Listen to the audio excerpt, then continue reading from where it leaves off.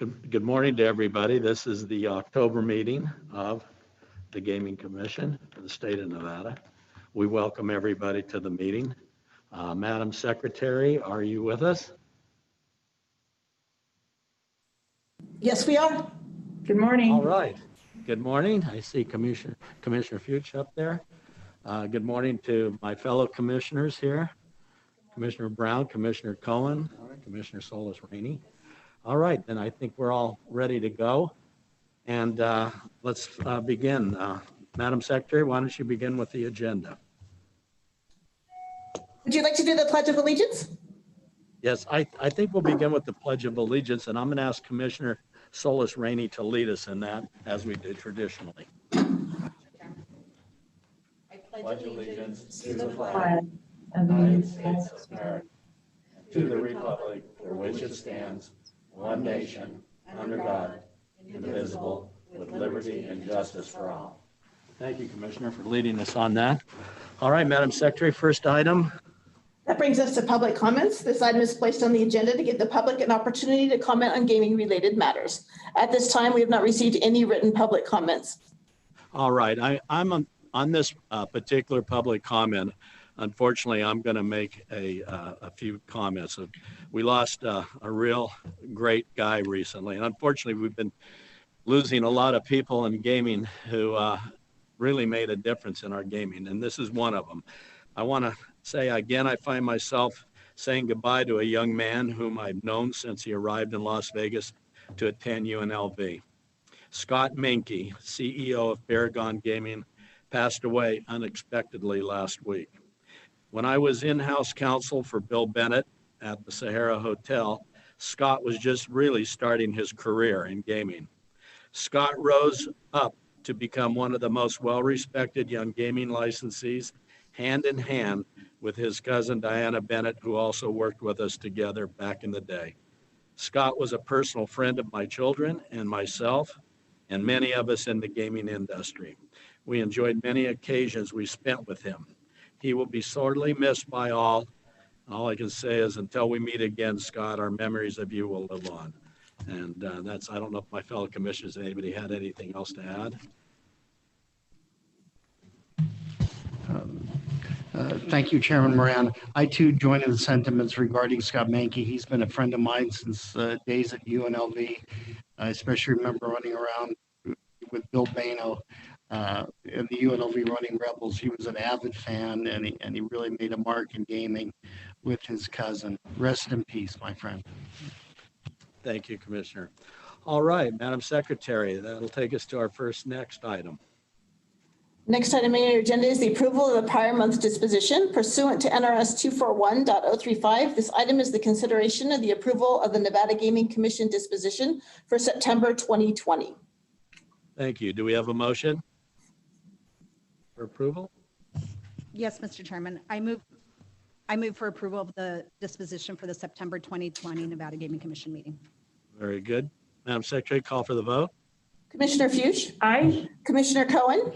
Aye. Commissioner Solis Rainey? Aye. Commissioner Brown? Aye. Chairman Moran? Aye. Okay, motion carries. Next item. Next item is your items on non-restricted consent agenda this morning are items 2, 3, and 7. Also, you have received a request to continue item number 8 to a future meeting. I believe we do have disclosures on these items. Very good. And as for item 8, that would be the Lane Wind matter. We would move that to our next agenda as requested in November. Okay, then I'd like to have a motion made here. I know we have disclosure on 2 items. Commissioner Brown, you wish to disclose on 7 and 8? Yes, thank you very much, Chair Moran, for the restricted items 7 and 8. Louis Rothgerber Christie, the firm where I'm employed, is adverse to 7-Eleven Inc. in some transactional matters, but not the 2 7-Eleven stores listed as 7-Eleven store number 32194 and store number 39991. I personally have not acted as counsel in the 7-Eleven Inc. matters. I have no pecuniary interest in the outcome of these agenda items, notwithstanding Louis Roca Rothgerber Christie's role as counsel on unrelated transactional matters. I do not believe the independence of judgment of a reasonable person in my position would be affected by the relationship described on the record, and I therefore intend to participate. Deputy Attorney General Breinig, is this disclosure satisfactory under NRS 281A 420 and in compliance with the disclosure requirements? Yes, Commissioner, the disclosure is adequate. I believe we're on disclosures for non-restricted items. And for the record, that was for restricted. Thank you. Yes. Okay, any other disclosures? Seeing none, I'd ask for a motion. Thank you, Mr. Chairman. I move for approval of the consent items, non-restricted numbers 1, 4, 5, 6, and 8, as read into the, I'm sorry, I'm looking at the wrong list. Non-restricted items number 2, 3, and 7, as read into the record. And 8 as reference. And 8 for continuance? Well, yes, for continuous. Yes, I amend that to add 8 to be continued to the November agenda. All right. Thank you, Commissioner Solis Rainey. All right, motion has been made. Madam Secretary, would you call for the vote? Commissioner Fuchs? Aye. Commissioner Cohen? Aye. Commissioner Solis Rainey? Aye. Commissioner Brown? Aye. Chairman Moran? Aye. Thank you. Motion passes. The next item. Next item is your consent restricted agenda. This morning, these items are 3 and 5 through 9. I believe we have disclosures on these items also. That's correct. Commissioner Cohen, do you have a disclosure to make? Yes, Chairman. In reference to item number 9, Jet Gaming, as I previously disclosed on the record, Tim Herbst and the family have been longtime family friends. We've done work on occasion for the family, while not, and the pecuniary. I am not involved pecuniarily in this matter. I do not work on any hourly rates. I have no economic interest in this matter, and as such, I fully intend to participate in deliberating and voting on this matter. Deputy Attorney General Breinig, is that an adequate disclosure pursuant to NRS 281A 420? Yes, Commissioner, the disclosure is adequate. Thank you. Very good. Any other disclosures? And do we have a motion? Mr. Chairman, I'll move for consent agenda for restricted items 3 and 5 through 9 as recommended by the Gaming Control Board. Thank you, Commissioner Fuchs. Motion made. Madam Secretary, would you call for the vote? Commissioner Fuchs? Aye. Commissioner Cohen? Aye. Commissioner Solis Rainey? Aye. Commissioner Brown? Aye. Chairman Moran? Aye. Okay, the motion passes as made. Thank you. And I guess we can go with our first item on the non-restricted holdouts. And that brings us to non-restricted number 1, which are the applications of Mohegan Tribal Gaming Authority doing business as Mohegan Gaming and Entertainment for registration as a publicly traded corporation and for a finding of suitability as sole member of MGNV Holding LLC. There's also the applications of MGNV Holding LLC for registration as an intermediary company, licensure as sole member of MGNV LLC, and MGNV LLC doing business as Mohegan Sun Casino Las Vegas for a non-restricted gaming license, licensure to operate a gaming salon, and as a manufacturer and distributor. You also have the applications of Ralph James Gesner Jr., Mario Christian Pontecamaricas, Mark Raymond Rosa, Sarah Elizabeth Harris, Thane Douglas Hutchins Jr., Joseph Michael Soper, Kathleen Mary Reagan Pine, John Jerry Harris, Patricia Ann LaPierre, William Quigden Jr., and Joseph John Hessen for findings of suitability and or licensure as officers, directors, controlling persons, managers, or a key employee as noted on the agenda. The recommendation of the Gaming Control Board is for approval with the conditions as noted on the agenda. I believe we have a disclosure on this item. All right. Thank you, Madam Secretary. We do have a disclosure. Commissioner Brown? Thank you, Chair Moran. I do have a disclosure to make for non-restricted item number 1 in connection with MGNV LLC. It is identified as a DBA and also known as for Lewis and Roca's client Mohegan Sun Gaming and Entertainment as a licensee and potential licensee in which I personally have not acted as counsel. Mohegan Tribal Gaming Authority is an adverse contract party in a matter involving a lease review in which I personally have not acted as counsel. And Mark Francis Brown, also identified as a board member in connection with non-restricted item number 1, is adverse to an individual by the name of Mark Brown in a conservation easement investment dispute. But I cannot confirm if this is the same person. So in an abundance of caution, I'm making these disclosures given the possibility it could be the same person identified as a board member in non-restricted item number 1. I have no pecuniary interest in the outcome of this agenda item, notwithstanding Louis Roca's role as counsel in the unrelated matters. I do not believe the independence of judgment of a reasonable person in my position would be affected by the relationship described on the record, and I therefore intend to participate. Deputy Attorney General Breinig, is this disclosure satisfactory under NRS 281A 420 and in compliance with the disclosure requirements? Yes, the disclosure is adequate, Commissioner. Thank you. All right, thank you, Commissioner Brown. Any other disclosures? Seeing none. All right, if we could have the appearance, I see Mr. Rubenstein. Good morning. How are you? Good morning, Chairman Moran. I'm fine, thank you. Good morning, members of the commission and Madam Secretary. My name is Mark Rubenstein with the law firm of Reed Rubenstein and Bogatz. I am proud to appear here today to introduce this historic item. As you have before you applications for gaming licenses that for the first time in history will allow a Native American commercial enterprise to operate a casino within the Las Vegas Strip corridor. Here in our office in Las Vegas, we have Joe Hassan, whom I believe most of you know from prior licensings, and who will be serving as general manager of the Mohegan Sun Casino Las Vegas. In addition, you will soon meet applicants and other executives joining by the video link from in and around the Mohegan Sun Resort in Connecticut. If it suits the chair, we have an affirmative presentation we would like to make, which will begin with introducing the applicants and others on the call. Then we will provide overviews of the Mohegan Tribe, the Mohegan Gaming and Entertainment Enterprise, the Mohegan Sun Casino Las Vegas, which is what this licensing is about, and finally, the approach of the enterprise to compliance.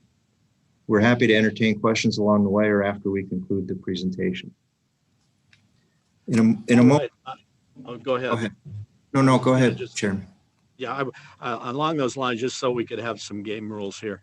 And I saw your presentation earlier made in front of the board. It was wonderful. I'm hoping you'll make the same presentation, which apparently you will.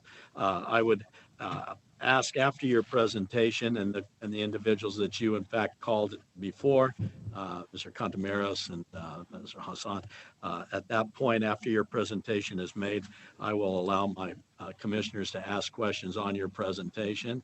And then subsequent to that, when we've exhausted that avenue with the question and answer portion of your presentation, I would then have you go into the individual applications so that we could briefly discuss with those individuals questions we may or may not have concerning their history and things of that nature, much like you did in front of the board. Would that be fine with you? That's exactly how we intend to proceed. So that's fantastic. Very good, Mr. Rubenstein. So go ahead and continue, and I'm looking forward to your presentation. It was wonderful the first time around. Great. Well, thank you. In a moment, I'll be turning the Master of Ceremonies duties over to Mark Camella, who's the Chief Compliance Officer of Mohegan Gaming and Entertainment, or MGE. You will hear that as the shorthand. He will introduce you to all the applicants and others who are with him and online in Connecticut. But before I turn that part of the presentation over, I'd like to talk briefly about the efforts that got us here today. Investigations of the various applications before you began in earnest in mid-December 2019. And of course, the investigations were in full swing at the time the COVID-19 pandemic hit this country. I'd be remiss if I didn't recognize the tremendous efforts undertaken by both the board's investigative teams and by the legal and compliance arm of the Mohegan Gaming and Entertainment Organization, both of whom continue to work undeterred by the obstacles created by the pandemic. While MGE boasts a number of talented executives, some of whom you'll hear from today, it should be very comforting for this commission to know that the legal and compliance functions are in the hands of experienced leaders who develop much of their expertise working for companies based in Nevada. Because those individuals are not before you for licensing today, I'd like to take a brief moment to introduce them and recognize them for their efforts in helping get these applications and investigations completed so diligently. I'll begin with Tom Smock. Tom is Senior Vice President and Chief Legal Officer of Mohegan Gaming and Entertainment. Prior to joining MGE to lead its legal and compliance functions, Tom had more than 20 years of experience as an executive and in-house counsel at various casino companies, including as general counsel at Aristocrat Technologies and special counsel of gaming operations at Penn National Gaming, with significant experience in Macau, China, and South America. Before those two stops, Tom served as Senior VP, General Counsel, and Compliance Chair for all of the Las Vegas Sands Asian-based companies, where he was instrumental in the development and opening of the region's first foreign-owned casino, Sands Macau, and also supported the development of the Venetian Macau and the now internationally known Cotai Strip. Mark Camella, who you'll hear from next, reports directly to Tom and serves as MGE's Vice President and Chief Compliance Officer. Mark provides senior level leadership in developing, implementing, and maintaining the company's comprehensive compliance program. Mark has an extensive background in developing and implementing compliance programs, which is rooted in his operational and strategic experience within the gaming industry. He previously served as VP of Regulatory Compliance for Bally Technologies, where he was responsible for compliance with gaming laws applicable to business operations of that company in more than 300 jurisdictions worldwide. And finally, Tracy Wilson is Senior Corporate Compliance Manager for MGE. Tracy has been with the company in one capacity or another for the greater part of the last 24 years, since the Mohegan Sun Casino opened in 1996. She has held her position in corporate compliance since 2016 and has served as an invaluable resource for all involved in these investigations, making sure everything was properly organized and got done completely, thoroughly, and on time. With those introductions complete, I'd now like to turn the presentation over to Mark Camella, who will complete the introductions of all the other individuals participating as applicants or on behalf of the applicants today. Thank you. Mark. Thank you, Mr. Rudenstein. Thank you, Mark. Good morning, Chairman Moran, members of the commission, Madam Secretary. My name is Mark Camella, Vice President and Chief Compliance Officer with Mohegan Gaming Entertainment. I'd first like to say it's a pleasure to be here today. On behalf of the Mohegan Tribe, Mohegan Gaming Entertainment, myself, we are looking forward for the opportunity to come to Las Vegas. I would like to take a moment to introduce our applicants to you. Following the introductions, Chairman Geschner will provide an overview of the Mohegan Tribe. Mario Contamarcos will provide an overview of Mohegan Gaming Entertainment. Joe Hassan will provide an overview of Mohegan Sun Casino Las Vegas, and I will conclude with an overview of compliance. From our management board, we have James Gessner, our chairman, Sarah Harris, vice chairwoman and a member of the compliance committee, Kathy Reagan Pine, recording secretary and member of the compliance committee, Patricia LaPierre, corresponding secretary and member of the audit committee, Thane Hutchins, treasurer and chair of the audit committee, John Harris, counselor, Joseph Soper, counselor and member of the audit committee, William Quidgen, counselor, and Ken Davidson, counselor, and our newest member whose background investigation is currently underway. With MGE, we have Mario Contamarcos, our president and CEO. Raymond Pinault, recently promoted to our chief operating officer position. Ray was formerly the president and general manager of our flagship property, Mohegan Sun, here in Connecticut. Ray's background is currently in process. We have Mark Rosa, our chief information officer, and Joe Hassan, general manager of Mohegan Sun Casino Las Vegas. I would now like to turn it over to Chairman Gessner. Thank you, Mark. Good morning, Chairman Moran, members of the commission, Madam Secretary.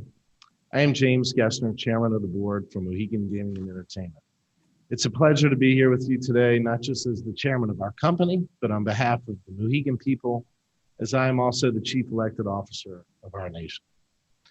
Similar to that of many native tribes, the story of the Mohegan Nation is one of survival, strength, and perseverance. We have called the shores and hillsides of Connecticut our home for over 400 years. Our reservation is home to our tribal community and government center, our Fort Hill elderly housing complex, as well as our flagship property, Mohegan Sun. Traditions that began hundreds of years ago are still practiced today on the very land our ancestors founded. The principles and philosophies from our ancestors, who endured some of the most trying times in our nation's history, are instilled in each of our 2,300 Mohegan citizens. As it says in our tribal vision statement, we survive as a nation guided by the wisdom of our past. We are guided by 13 generations past and responsible for 13 generations to come. The determination and resilience passed down from generation to generation have shaped who we are as a people and how we conduct business. It has led us not just to survive, but thrive as a tribal nation. This allowed us to break barriers that no other tribe has done, including being the first Native American tribe to operate in Atlantic City before expanding internationally into South Korea and Canada. We are once again breaking barriers as we will be the first Native American tribe to operate on the Las Vegas Strip Resort Corridor, pending regulatory approval. By pioneering this new pathway in the most well-known gaming market in the world, MGE is extending our growing reach into yet another legendary global entertainment capital while continuing the Mohegan Tribe tradition of blazing new trails for others to follow. We could not be more thrilled or honored to be able to expand into this market and call Nevada a home away from home.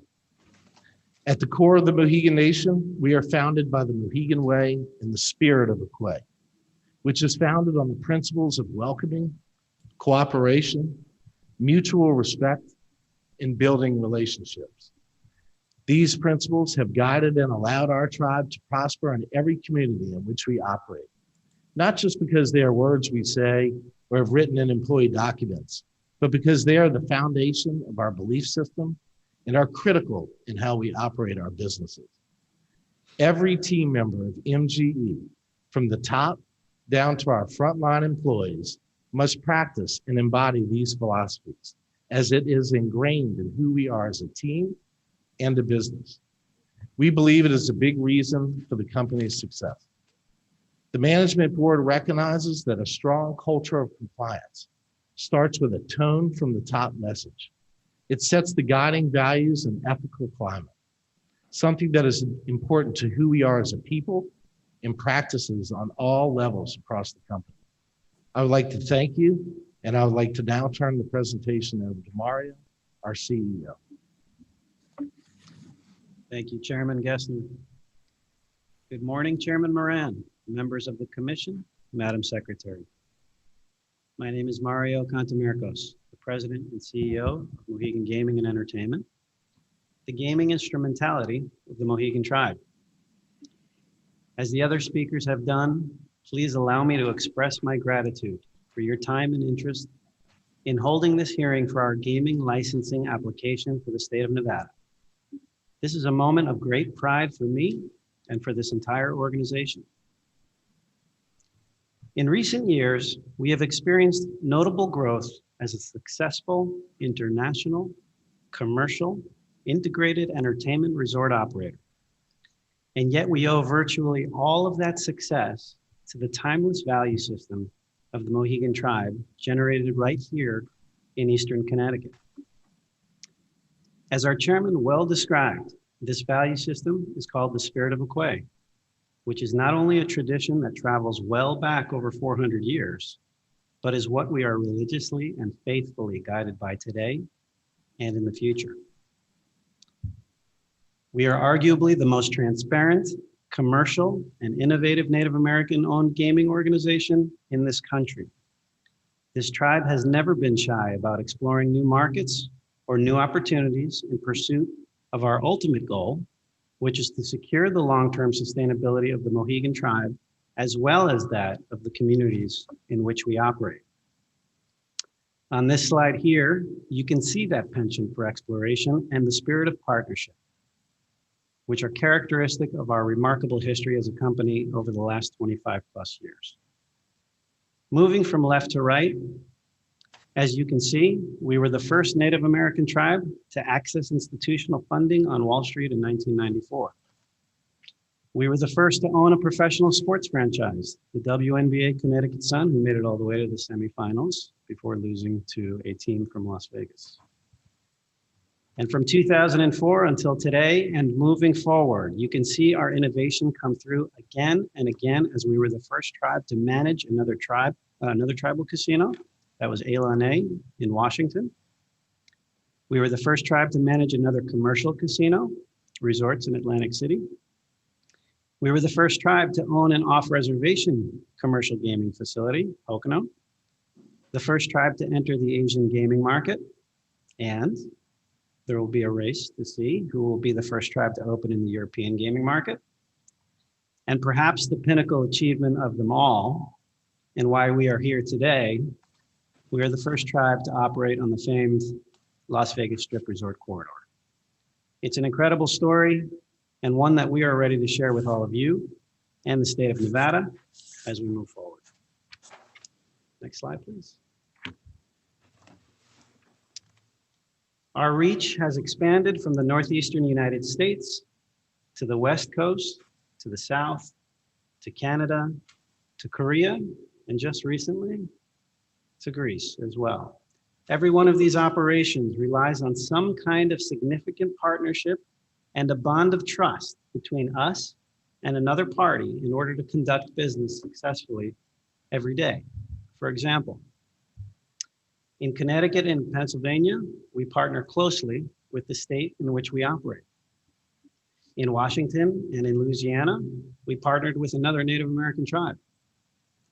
In Atlantic City, Korea, and Greece, we formed a joint venture partnership. And in Niagara Falls, where we operate 2 Niagara Falls facing facilities on behalf of the Ontario Lottery and Gaming Commission. I personally find this openness to the spirit of partnership within this organization to be unique in the gaming industry. And I believe it speaks in large measure, again, to that spirit of cooperation buried deeply within the value system of the Mohegan tribe. So with that, allow me to further demonstrate the concepts I've just shared with you by now showing you a video illustrating the remarkable growth of Mohegan gaming and entertainment over the decades.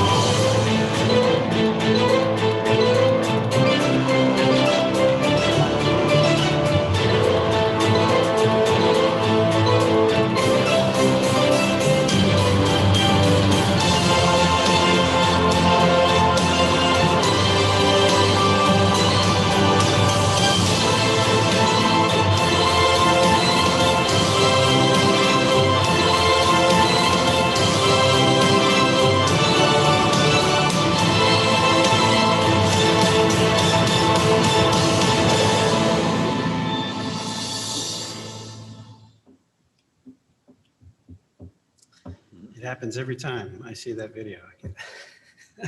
I get a little choked up every time I see it. Having had a chance to play the small part that we've all played in that video is something that I think all of us in this room will always be grateful to this tribe. Next slide. Together, our portfolio today consists of a total of 9 major destination resorts, over 25 million annual visitors, almost 2,000 live performances produced every year, and we believe that we are one of the tops in the industry in this category. You can see the hundreds and thousands, respectively, of food and beverage outlets and hotel rooms that we operate, as well as, hands down, the most important asset that we have and the core of our success, bar none, and that is our team members, which we expect will number 22,000 by 2025. We are nothing if we are not the conscience of our employees. They are considered our family, and they are indeed the core of our success. Next slide, please. Now I'd like to familiarize you with our portfolio of properties. Next slide. Let's start with Mohegan Sun. What can I say about Mohegan Sun? You can see the accolades there. It's the highest grossing casino, or it has been the highest grossing casino in the Western Hemisphere for a decade. It was voted best casino resort in the United States by USA Today for the past 3 years. Recognized by Fortune magazine as among the top 10 best workplaces for diversity. We won 31 accolades with 8 first place wins in this year's Casino Player magazine. It's the highest grossing arena in the world for its size. We won our 7th Casino of the Year award from the Academy of Country Music Awards this year. And the list goes on and on and on, and these are just accolades from just the last year or two. I like to say that in a former life, I had walked into virtually every major and minor casino destination in the United States, and I still remember most vividly the distinct awe that I felt the first time that I walked into Mohegan Sun. It truly is like nothing else ever constructed in our industry. And that development allure that has been created here at Mohegan Sun, that was the genius of our first development team and this Mohegan tribe.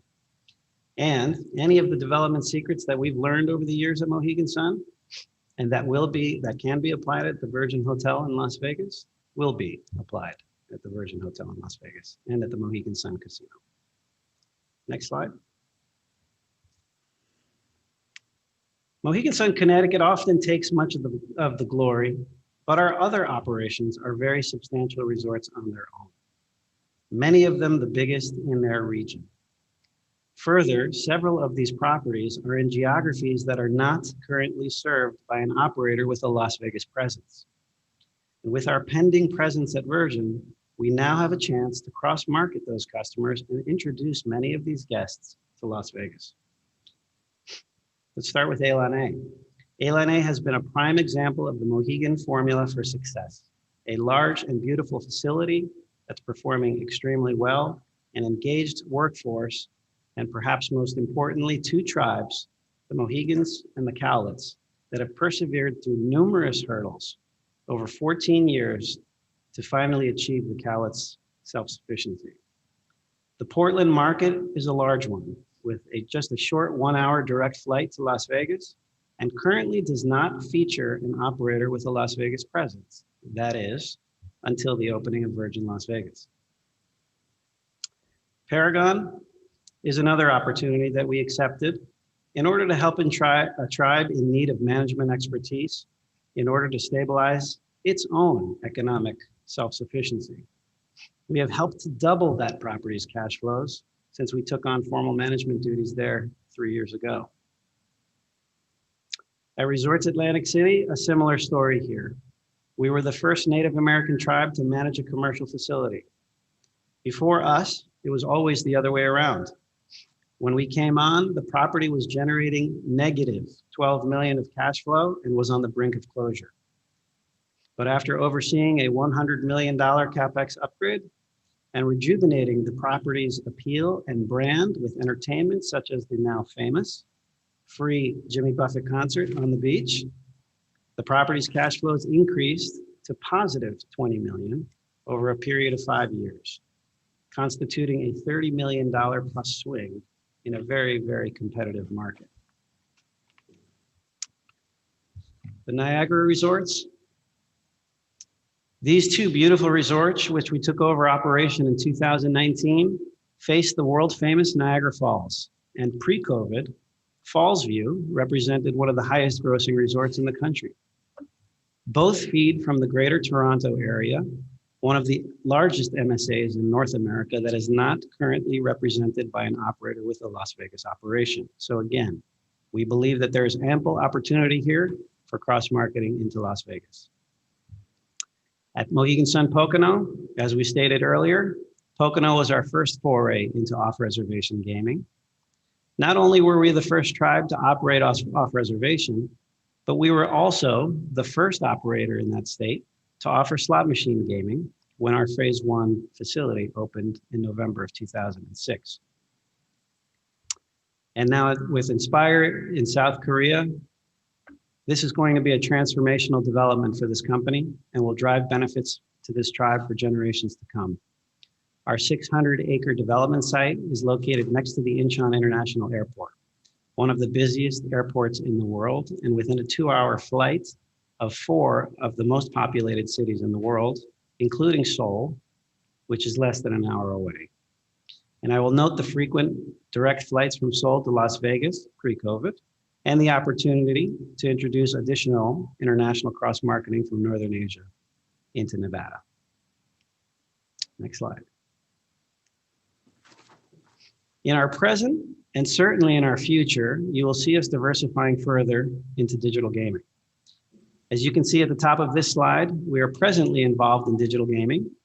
And when we say digital gaming, that includes social gaming, sports betting, and online gaming in 5 jurisdictions. Several years ago, we made a move to invest in our own digital gaming platform development and made an investment in iPro, which is a Nevada technology company with a very adaptable software platform, which can support many gaming products in the future in many jurisdictions. And this will further our ability to penetrate this growing industry in the future. Next slide, please. So now I'd like to spend a few minutes talking with you about our response to the COVID-19 pandemic and the related facility closures. In part because I think our major decisions during this very uncertain time speaks volumes about the heart of this organization. In March 2020, within the span of 3 days, we went from 7 properties open and operating to 7 properties closed. We then moved very swiftly. Within days, we drew down the entirety of our remaining revolver balance. We immediately furloughed 98% of our workforce, or approximately 11,000 employees, but maintained their medical benefits. The remainder of the workforce, the remaining 2%, took meaningful compensation reductions. We deferred rent and debt payments, and we dramatically reduced operating expenses, capital expenditures, and other costs. That said, we kept our commitment to our investment in Nevada going. Then a few months later, when we contemplated reopening again in June, we frankly had a very simple choice: to put safety over profit or to put profit over safety. We choose the former. Why? Simply because we're a government focused on our generational reputation and on our sustainability. And as we said earlier, because we consider our employees part of our family, and in fact, we have hundreds of employees who literally are part of the family. They are part of the Mohegan tribe. And thus our first priority was not only to reopen safely, but to reopen at a level of safety that would well exceed the minimum standards available in any other jurisdictions. Let me give you an example of what I mean. We spent millions of dollars at each property on health and safety technology, thermal temperature screening cameras, UV air handling and lighting, contact tracing technology, And we also developed our own in-house plexiglass fabrication, just like the plexiglass you see here in front of you, at every transaction station. In addition, we introduced many new operational SOPs, such as mandatory masks for guests and team members, no smoking, physical distancing, new signage and training, and new cleaning protocols. And all of that has turned out that we made a choice of safety over profit. And it actually turned out that it was a choice for safety and for profit, as our employees and guests quickly came to appreciate our health and safety decisions that we made for them. And that has translated into good business as well. So with that, I'd like to thank you all again for your time today. And now I'd like to turn it over to Joe Hassan, General Manager of the Mohegan Sun Casino at Virgin Las Vegas. Joe? Thank you, Mario. Appreciate that. Good morning, Commissioners. It's absolutely my pleasure to be with you this morning. I'm here on both of Mohegan Gaming and Entertainment, and most importantly today, Mohegan Sun Casino Las Vegas. I'm privileged and I'm honored to have been selected and appointed as the General Manager. Most importantly, I'm pleased and I feel the gravity of bringing the Mohegan brand and its culture to its newest business scheduled to open on January 15, 2021, subject to all appropriate approvals. We plan to bring approximately 650 slots, 50 table games to the market when we open. We're prepared to adjust the mix as any good casino operator would. We're optimistically capable to add more if the demand curve presents itself, and we're confident that that day will come. Also, a very important note, I'd like to reemphasize the cultural outlook of the Mohegan brand that I bring to Las Vegas, along with my team. It's anchored in the Mohegan tribe's spirit of Aquay. Those building blocks you've heard a couple of times this morning are really focused on welcoming visitors, guests, and colleagues. It's further anchored by cooperation, mutual respect, and building relationships.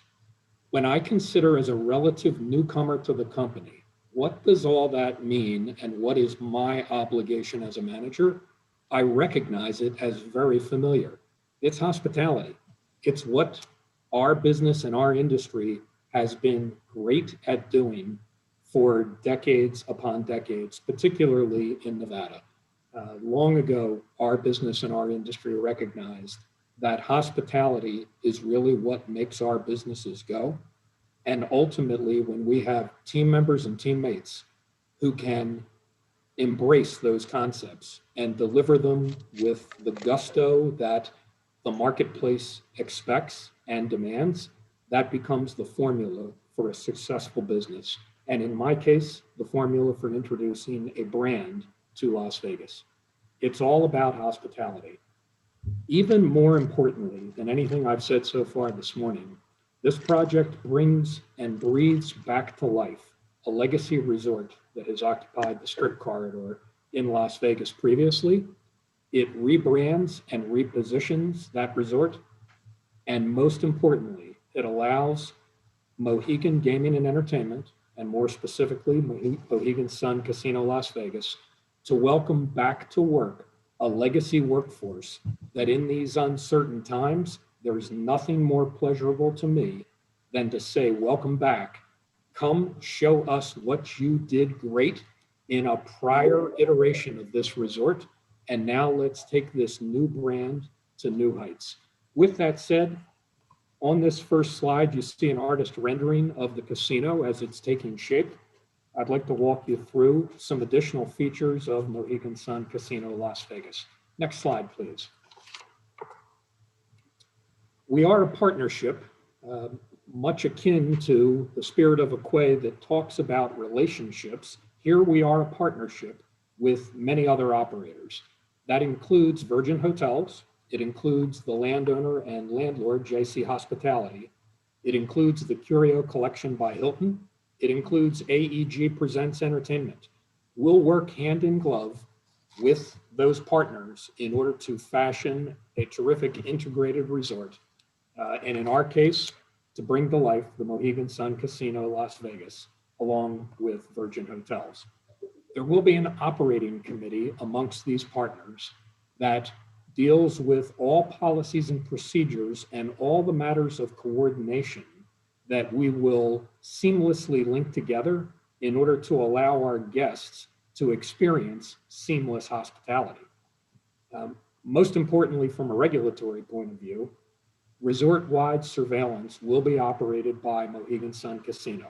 The surveillance function will report to me and will handle that essential obligation for all of our business partners at the integrated resort. Security will report to JC Hospitality, but for all matters that involve the casino and the casino's bars, security will report and take direction and work hand in glove with my team at Mohegan Sun Casino. Resort-wide information technology operated by Virgin Hotels. Also, when those professional people are operating on behalf of the casino, they will take direction and report to either myself or to my designee on duty. And as a capstone to all of this, the compliance manager for Mohegan Sun Casino will maintain oversight and coordination across the resort, working collaboratively with surveillance, security, and the other members of the operating committee as we fulfill the obligations appropriately imposed upon us by the great state of Nevada. Next slide, please. With regard to our business plan and an economic outlook, we know that there are tough times currently in Las Vegas and Nevada-wide. We also recognize that Las Vegas and Nevada are resilient places. These markets have reinvented themselves many times in the past. I'm confident, personally and professionally, that the markets will again reinvent and revigorate themselves. The strategic fit for Mohegan Gaming and Entertainment is clear. Mentioned by my other colleagues a few moments ago, we become a place with the Mohegan brand attached, where guests who find their way from all of our other resorts, when they come to Las Vegas, they can now spend some time and come to know us at Mohegan Sun Casino Las Vegas. We'll take care of their gaming needs. We'll certainly take care of their lodging needs. And in a few moments, you'll see that we can take good care of their beverage, food, and entertainment needs. We are Native America's first brand presence in the Las Vegas Resort Corridor. And this is a right-sized initial investment for Mohegan Gaming and Entertainment. Mario mentioned a few moments ago that even in the toughest throes of the COVID problematic conditions, no burden was placed on either me or my management team to thin out our capital investment. We moved full speed ahead to invest wisely and to prepare our business here in Las Vegas to open. Next slide, please. I'm very fortunate as a manager that a workforce is standing by, waiting to come back to the resort that they know so well. I'm anxious to welcome back more than 300 veteran casino and casino beverage team members who will be recalled to join us from the former resort, now at Mohegan Sun Casino Las Vegas. Similar promises are being fulfilled by Virgin Hotels for restaurant and lodging teams. I'll work collaboratively with Culinary Workers Union 226, Bartenders Union Local 165, and the International Union of Operating Engineers Local 501. In fact, coming up just as soon as tomorrow, I'll have newly reintroduced members of Local 501 back on duty. That will be my slot tech team, helping us to position the casino and rebuild it and put slot machines in place, subject to all approvals, of course, as they will ultimately populate the casino. Capstone comment for this: the average team member that comes back to join us will boast more than 13 years of legacy knowledge about this resort. As a general manager, nothing could be more pleasing to me. Next slide, please. Brief view of our organization chart. This is what I describe as something old and something new. Of the names that you see as direct reports or those that are close to me currently in the organization, fully half of those team members are legacy team members of the former resort, and half are long-term veterans of the Las Vegas marketplace. I have a terrific blend of people dovetailing what that resort was all about in the 25 years that preceded today and going forward with the legacy knowledge from Las Vegas, the Las Vegas competitive market, where I can put that team together and craft success for Mohegan Sun Casino Las Vegas. Next slide, please. Opening in the COVID era. Certainly, I've had the opportunity, along with my senior team and along with the Mohegan Gaming and Entertainment team, to look at best practices, not just in Nevada, but across the industry. We will open with all the appropriate compliance matters in place. The operating committee, bolstered by the compliance manager on my team, will adopt as a standing agenda item oversight of COVID matters. We will enforce social distancing. We will separate physically all slot machines and all table games by plexiglass or equivalent separators. Guests and team members alike, of course, will be subject to temperature scans upon arrival. Face masks are also required. And from an enhanced cleaning and sanitation perspective, it will be team-driven and sustained, bolstered by training of the team, making it accountable and meaningful to the workforce. Certainly, we will deploy all the appropriate enhanced hand washing techniques and disinfectants throughout the gaming environment and throughout the resort at large. Next slide, please.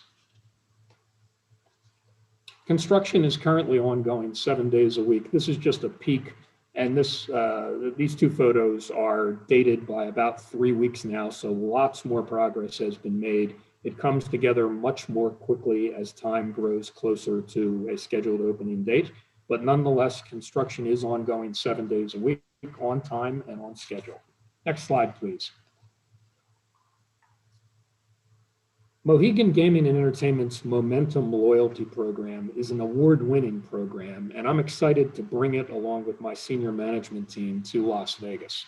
Most importantly, it is portable across our other resorts to and from Las Vegas. That gives us the best opportunity in Las Vegas to accommodate those guests, predominantly those who are from destination origins, whether it be East Coast, whether it be Canada, whether it be our location, our managed locations in Louisiana or Washington. All of those guests will recognize something very familiar when it comes to the Momentum Loyalty Program. We'll also have the good fortune of using the latest iterations of IGT's Showcase slot system that will govern our casino management backbone and allow those who worked at the resort before to be familiar with an IGT product, but nonetheless, it will be the latest iteration of that product that allows us to govern and manage the casino, integrating it ultimately with Momentum Loyalty rewards. We think that's a winning formula as we attract and accommodate those guests that travel to Las Vegas as an ultimate destination. Next slide, please. We will also feature private gaming. In our licensing applications, we took the steps necessary to craft something that we're familiar with at our other properties in the Mohegan brand. And in this case, it will be a private gaming salon. We will offer rules and limits for select guests that match those rules and limits that are offered by Mohegan Sun Connecticut. That way, those high-end guests will find something that is very familiar to them when they join us in Las Vegas. Of course, it will allow us also to attract new guests for whom that kind of personalized and privatized service and gaming experience is indeed an attraction. Next slide, please. We will soon, well, we've taken the steps to partner with Betfred Sports and will soon welcome them to Mohegan Sun Casino Las Vegas. They are in progress right now, along with their backbone platform partner, Scientific Games, to take all the steps necessary in Nevada to license their business and their operation. They will be a subtenant of ours operating the sportsbook. We look forward to them navigating Nevada's regulatory processes so that they can come fully up to speed and we can welcome the sportsbook to the property after we open in January. Next slide, please. There is an extensive food and beverage lineup as part of the resort, of course, including Virgin Hotels, along with Mohegan Sun Casino Las Vegas. I can assure all the members of the commission and those listening today that no one will leave the resort hungry. It is simply not possible. Hakkasan's Cabo inspired Casa Calavera will be with us. Nick Mathers will bring his Casa Beach Club from Los Angeles to the resort. Todd English brings his brand, Olives, back to Las Vegas. We welcome him to the integrated resort. Next slide, please. We'll also welcome LA's Night and Market, terrific Thai food. MB Steak returns. They're returning with a bigger footprint than they previously enjoyed in the prior life of the resort. They're also returning with a new name. It will be One Steakhouse. That's David and Michael Morton bringing their expertise. On the next slide, you see the kitchen. I'm sorry, back up one if you would. Let's go forward one. Thank you. Nobu returns to the resort. That, of course, is Chef Nobu bringing his concept back from hiatus, previously occupied the resort, and we'll welcome it back. The Shag Room Ultra Lounge debuts at the resort. Next slide, please. The Kitchen at Commons Club will be our 24-hour dining. That is operated by Virgin Hotels. They also bring with that the bar at Commons Club. Next slide, please. A new exciting concept to the resort is Money Baby. That is the place to watch sports, to partake in some interactive sports, and to really enjoy some great food and beverage while taking in the games and the events. Also, Pizza Forte will return to the resort. We are excited about having the Ferraro family back on board. Next slide, please. Funny Library Coffee Shop is part of the resort. That's Hugh Jackman's favorite coffee, and one of Southern California's favorite calorie, not counting all the calories, of course, After's Ice Cream is ready to debut. I'm personally going to try that terrific, delectable ice cream invention that's on the screen. And I'm not going to alert my doctor to that. I'm simply going to enjoy. Next slide, please. Lodging, of course, is provided by Virgin Hotels, also bolstered by Hilton and their Curio Collection. That gives us the advantage of the full strength of the Hilton database, in addition to the Virgin database, in terms of attracting guests to our resort and specifically, of course, to Destination Las Vegas. We look forward to turning on 1,500 plus parlors and suites, all of which have been remodeled and refreshed, many of which are high caliber that would compete against any product lodging-wise in the Las Vegas marketplace. Next slide, please. Entertainment, as I mentioned before, is provided by AEG Presents. That is a picture of the former joint at the former resort, has a capacity of more than 4,500. Its name will be changed. I don't know the new name yet, but I'm anxiously waiting for that new name to be debuted. And I saw just the other day that the former Vinyl Room has become 24 Oxford. That is also an entertainment venue that has a 600 plus seating capacity.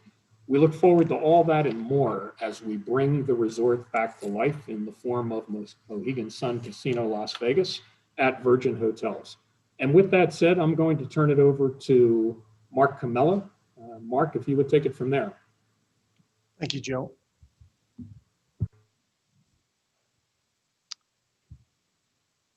I would just like to take a moment here, to state that we are managed or governed by a 9-member management board. And what I'd like to do is echo what Chairman Geschner said in his opening remarks, that the board is the starting point for setting the tone to ensuring a strong culture of compliance. But not only in setting the tone, that needs to carry forward in terms of execution. And I think you heard those things mentioned in Joe's presentation that he just stepped through. The other highlight that I would like to make here is that the compliance manager, who is a member of Joe's staff, has been empowered to take whatever actions necessary to make sure that we do things right. And also that my office is open 24 hours a day, 7 days a week. If there's any issues that Chuck needs to bring to my attention. Tracy, next slide, please.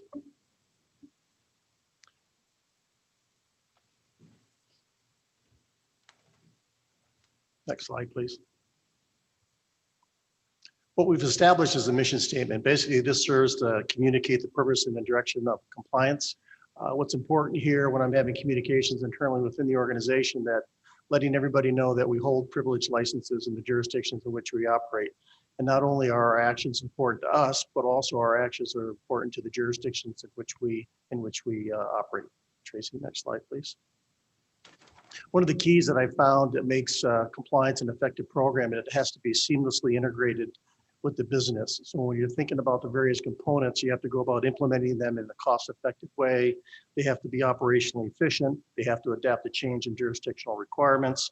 They have to meet new market opportunities. And certainly we have to be responsive to any operational matters that do come up on a day-to-day, week-to-week, month-to-month basis, et cetera. Next slide, please. And certainly what brings that all together is the spirit of Aquay that encourages team members to speak openly and honestly about issues and concerns. And what I often say to folks is that bad news doesn't get better with age. So if you have something that you need to report, you need to step forward and report it. This slide here just is a visual representation of the various boards that we have at the committee boards that we have in place: audit, compliance, and compensation. Tracy, next slide, please. What I wanted to point out here is that in addition to the management board folks that are members of the audit committee, we also have two individuals that are industry veterans with a lot of experience that help guide our audit committee. And then in terms of the compliance committee, we have an independent member, Tom Moriyama. Tom is a longstanding regulator for over 28 years. He also serves in the capacity of a compliance member for other major non-restricted data licensees as well. Tracy, next slide, please.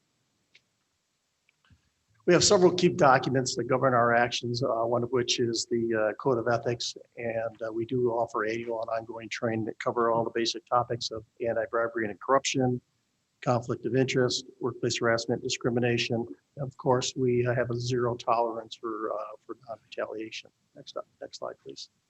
We also have in place a compliance plan, which we submitted as part of the investigative process that we did adapt to for our Nevada property. The basic elements do include, third-party due diligence, material transactions, anti-money laundering, hotline reports, and anti-bribery. In addition to the MGI compliance plan, I'd like to also note that we do have a AML program in place at the property as well.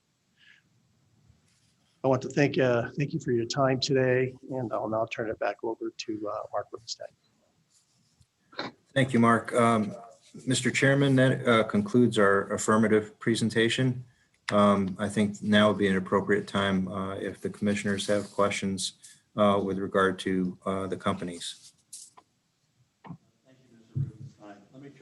Thank you, Mr. Rubenstein. Let me turn my mic on. I got that on. I wanted to, first of all, thank you for your fine presentation and that given by Mr. Gesner and Mr. Contamercos, and Mr. Hassan and Mr. Camilla. We welcome you into the state of Nevada, although some of you have been here before, obviously, but we're glad that you're here as the first native tribe to be in the Strip corridor if you're approved today by the commission. You have an impressive string of firsts. Reciting them is lengthy indeed, but the Mohegan Tribal Gaming has come a long way in its 8 locations, and soon, hopefully, perhaps to be 9 with Las Vegas and Nevada. As impressive as your string of firsts are, Nevada has quite an impressive string of firsts as well. Nevada being first with gaming, first with entertainment, and first with safety of guests and patrons, as well as the public at large. So that's why they refer to Nevada gaming, and I'm glad you're here to enjoy it as the gold standard. And we are the gold standard because not only were we first, but we perpetuated that through adopting policies, this commission, and enforced by our board that allowed us to keep our standing. So we're glad to see you pick us, and hopefully we'll be picking you as well to partner up and go forward as we continue to prosper here in Nevada. I had 2 initial areas I wanted to ask one of Mr. Gesner, Mr. Contamercos, and one to Mr. Camella, the compliance officer. I know that you're in 8 other jurisdictions to be fully operational, and ours would be the 9th. But the jurisdiction that I'm most interested in, obviously, is Nevada. And our jurisdiction, and when we talk policies, there's always things I ask the people that are first coming to Las Vegas and Nevada or up in Reno or Carson or wherever in Nevada they come. The first thing that I'm very interested in is what is their charitable involvement? In other words, in these other jurisdictions where the Mohican tribal gaming occurs, how is your charitable community involvement? What does the tribal council do to get involved in the local communities? What do they do to make the local communities a better place for the people that live here, whether they're citizens, employees, or guests? So if somebody, Mr. Rubenstein, whoever wants to step forward, I would hope maybe Mr. Gesner or Mr. Contreras could tell me about your community involvement in any of these other jurisdictions to start with. My second one is going to be after that, is I want to know about self-reporting, and that'll be answered, I hope, by Mr. Camella. But in any event, let's stick with the first question from me is, what do you do in communities to make those communities where you operate and make money and abide by the law more prosperous?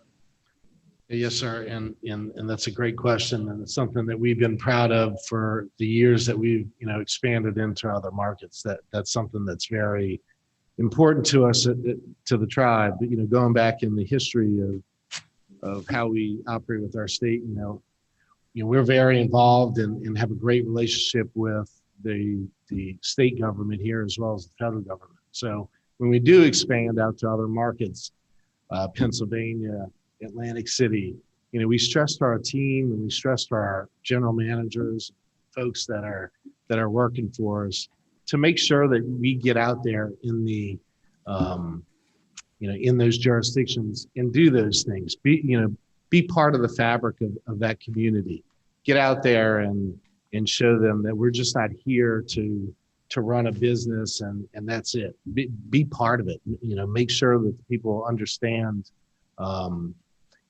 that we want to be part of their lives and want to, while we do business with them, we want to be good neighbors. So, it's a very important thing to us that we've held for years and years and years of cooperation with our state and, federal governments. And so we kind of take that same thought process and instill that into the other communities that we are involved in. I don't know if you want to add to that, Mario, but Just a couple of things. Thank you, Chairman Gessner, and thank you, Chairman Moran. I'll just give you everything that the Chairman Gessner just said is exactly spot on. I'll just give you a couple of examples from my perspective as somebody, when I joined the organization almost 10 years ago now, were just astounding from my perspective, from a community involvement perspective. Just taking Connecticut as one example out of the 8 jurisdictions. This group, when we developed this property in a very rural section of southeastern Connecticut, spent $35 million on other infrastructure and other roadways in order to not to disturb the local township. They spent $14 million on a clean water system to provide safe drinking water to other rural communities in addition to this facility as well. And they've got, and this is the one really from my perspective that is really impressive, they've created an EMT and fire and police department that not only answers calls here on the reservation, but answers 5,000 other calls in the local community. And to me, that is the community involvement spirit that we're talking about when you're dealing with Mohegan. Excellent. Thank you. Now, let me turn to my second question, then I'm going to turn the mic over to my fellow commissioners who have a lot of questions I'm sure that they want to have answered. The second one deals with self-reporting, and we all know what self-reporting means. When things go bad, things don't go like they're supposed to, things get outside of maybe the regulations or policies of the state. Self-reporting is when, before somebody like us has to read about it in the newspaper, or we have to have our investigative staff, which we have one of the best ones in the country. They have to come and tell us that things aren't going well for whatever particular reason. We would rather have the licensees in the state of Nevada self-report that before we have to hear the bad news from other sources. Self-reporting to us by our licensees goes a long, long ways.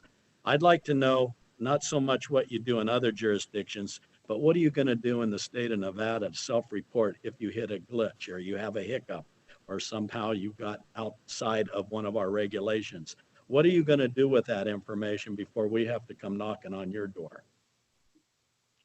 Thank you, Chairman Moran. This is Mark Camello. Like I said earlier, certainly bad news doesn't get better with age, and nobody wants a bad headline.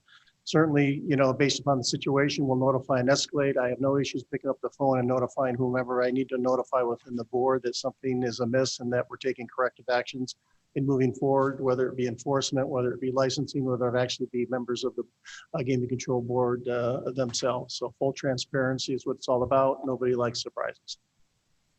All right, very good, very good. All right, at this point, now I'm going to turn to my fellow commissioners and see who would like to go first. I'll jump in there. Can you unmute me? All right, Commissioner Fuchs, thank you. Go ahead. Sure, I thought I'd jump in first, if you don't mind. First, thank you all for being here. It was a very impressive and thorough presentation, and really excited personally about this opportunity for you. I do have a few questions of both Mohegan Gaming and Entertainment Company as the parent and then of the Mohegan Sun Las Vegas. So I think I'll start with Mr. Contomarcos. You discussed the impact of the pandemic and how your company has put safety over profits.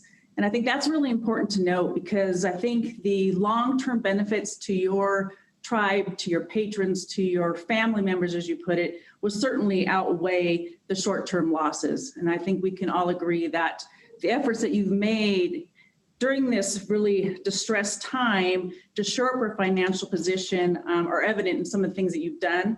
So you did access some liquidity through your senior revolver, and I saw you renegotiated some of your debt terms, but what really struck me also was the support from the tribe.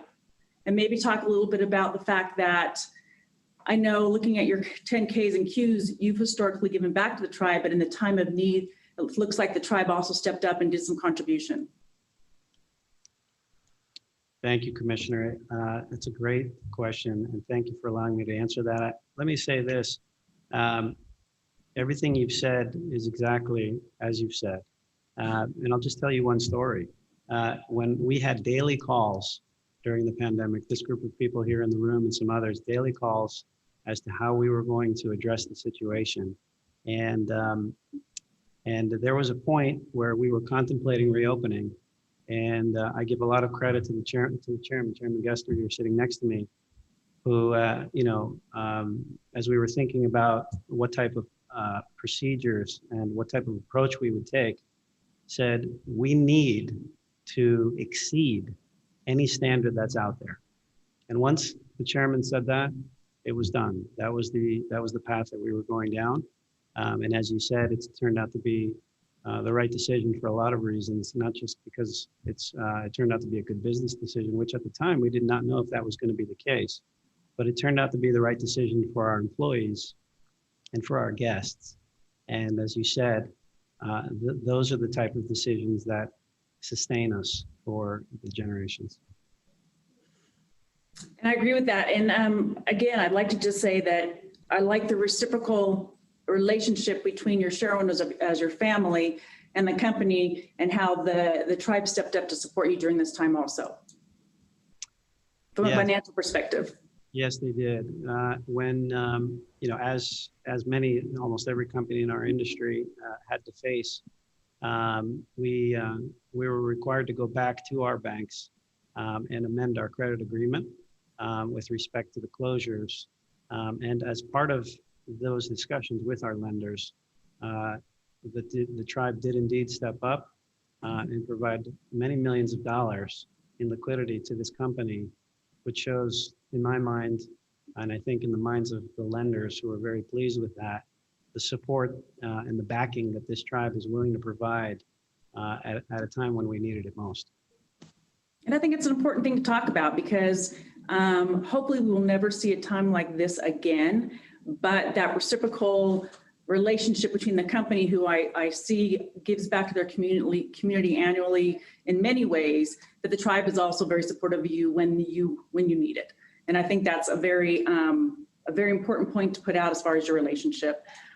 So speaking of the renegotiated terms, I know you had some waivers for your covenants and for March and June for your fiscal year end. Do you see any covenant triggers, or you feel like you're going to need another waiver, or where are we with your year end? No, we set those covenants at levels that we thought were achievable.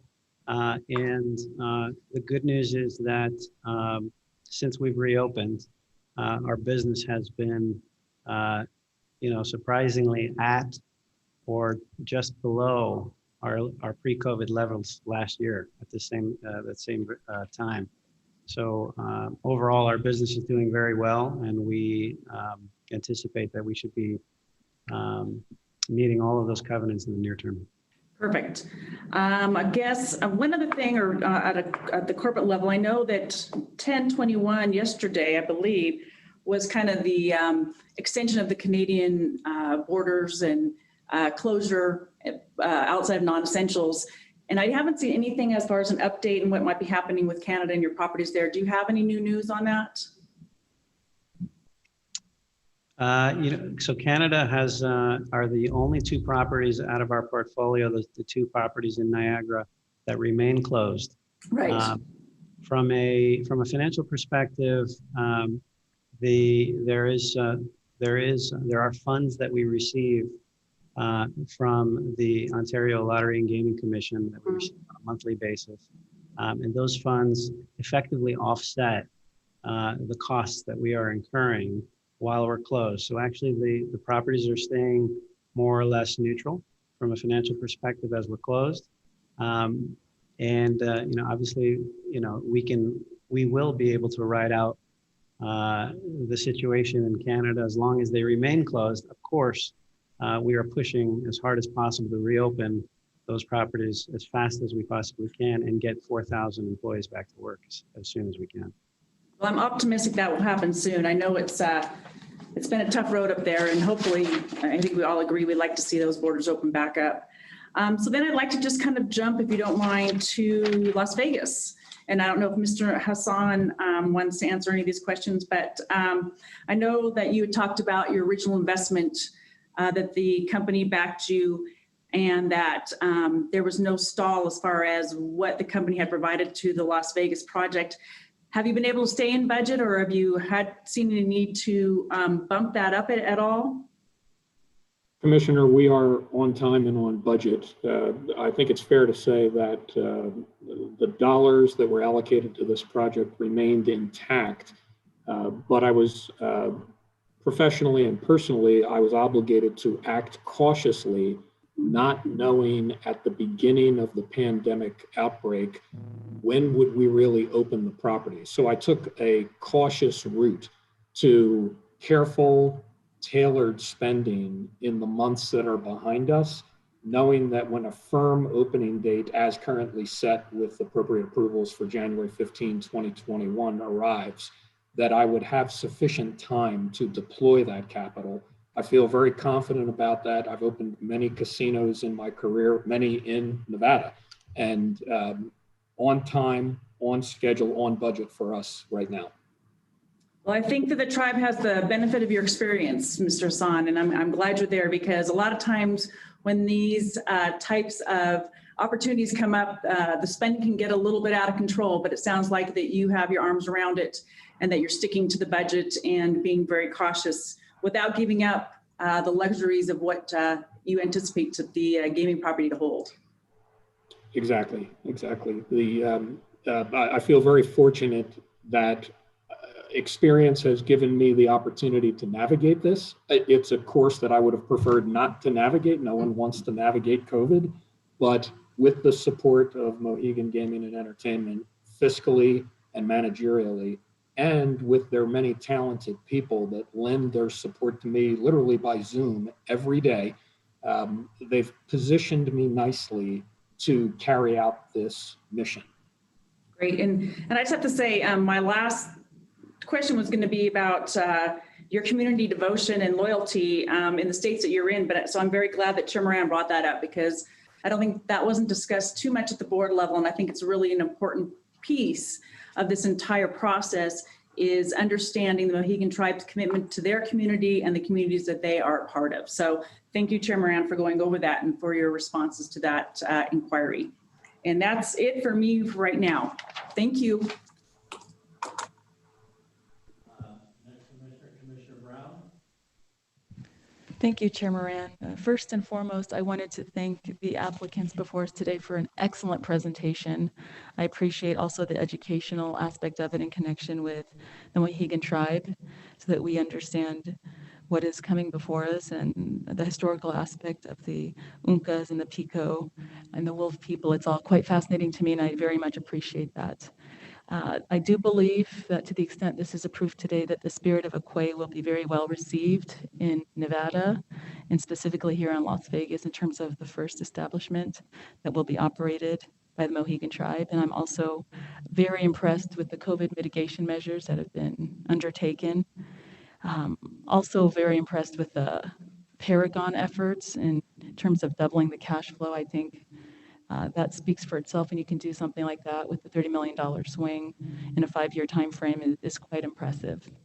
I do believe that the Spirit of Aquay is, like I said, will be very well received and has a very positive philosophy and tradition that I think will go a long way here in Nevada, and you will see that there will be reciprocity, I hope, to the extent this is approved.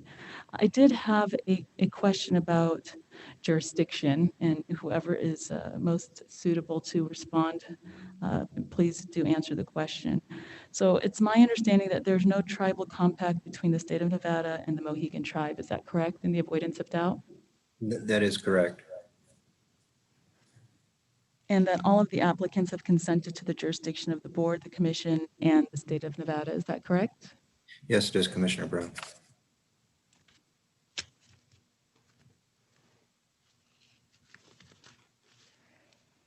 I am hopeful that at the end of the presentation and the questions that we will proceed, and I am again very impressed and hope to welcome you. Thank you very much for your time and the excellent presentation.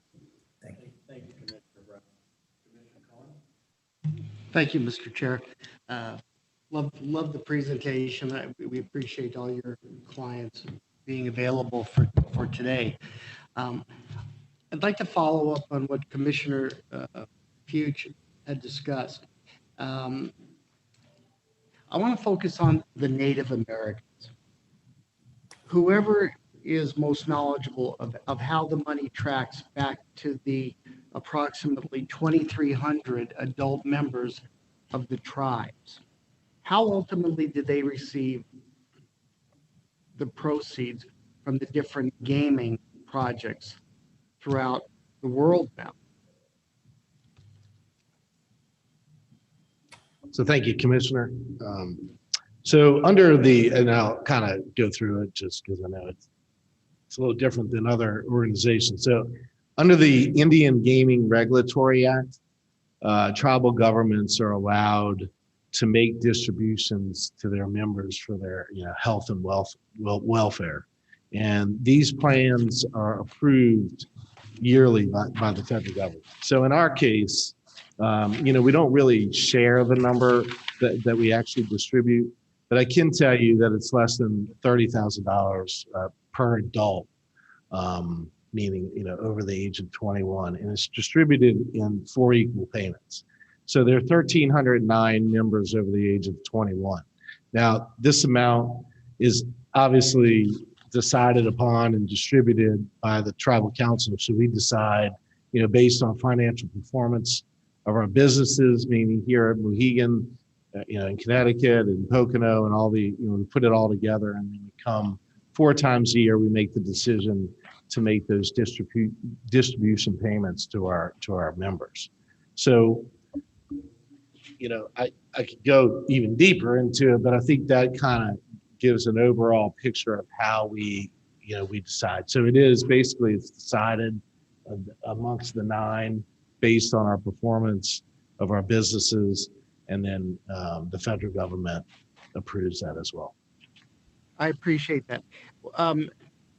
Due to COVID, was there any interruption in the payments to the adult members of the tribe?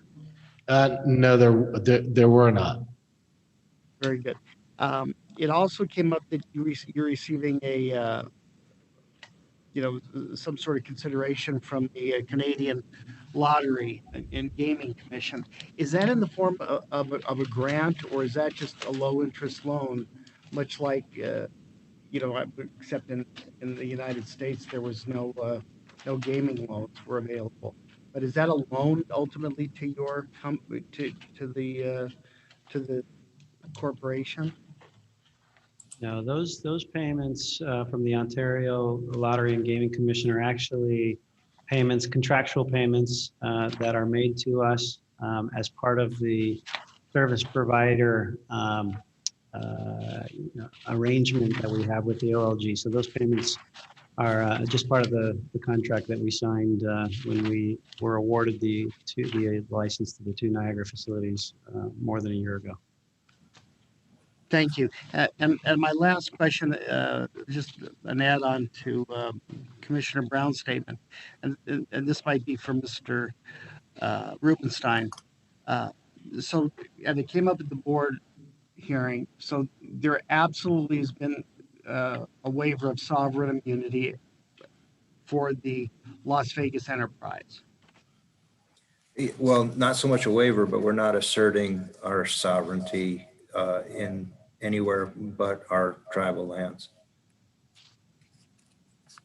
And to the extent there is litigation concerning the operations that you're going to have at the Virgin Hotel and Casino, that'll be monitored by the Compliance Committee and ultimately the Mohegan Tribal Gaming Commission. Is that an accurate statement? Yes. I have no further questions. I appreciate it. Thank you. Commissioner Solis Rainey. Thank you. Well, one of the benefits, or not, I guess, of going last is that a lot of my questions were answered with respect to your community involvement. But I did want to clarify, I think in the materials that I read, it indicated that the legacy employees from the Hard Rock that were being brought back at their seniority, their prior seniority level. Is that correct? This is Joe Hassan, Commissioner. Yes, that is correct. We will honor their property seniority, working closely with the legacy human resource team and the records that were maintained from the prior resort. And recognizing also that many of those team members are now organized under a collective bargaining agreement. Those rules and processes are very clear. We will abide by them in every way, shape, and form, and I'm happy to do so. Thank you. I commend you for doing that. I think that's a great benefit and another way that demonstrates your commitment to the community. With respect to those employees, since they haven't been part of your company as of now, is it correct that as of now they're not receiving any benefits from the company? I believe that is correct. What I would need to do is double check to see whether or not from the legacy company, whether or not any further health care survived to this point in time. And I'm not sure of the answer to that today.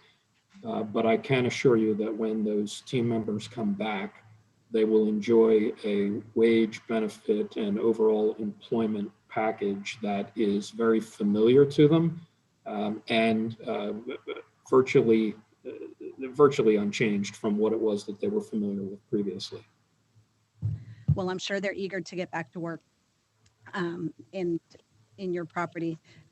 With respect to your compliance committee, it looked like there's going to be 9 members appointed by the management council, and that only one of those is an independent member. Is that correct? I'm sorry, I couldn't hear your question. I'm sorry, Commissioner. I'm sorry. For the compliance committee, I believe the materials, I just wanted to make sure I understood them. It's going to have 9 appointed members, and is only one of those 6 members an independent member of the committee? Yes, that's correct. It's Tom Oriema is the gentleman's name. Okay, so the other 6 are management members, and then there'll be. Management and operations, that's correct. Okay, great, thank you. Commissioner Joe Hassan again. One of my colleagues just immediately reached out to me reminding me that COBRA benefits, if elected by those legacy team members, are in place.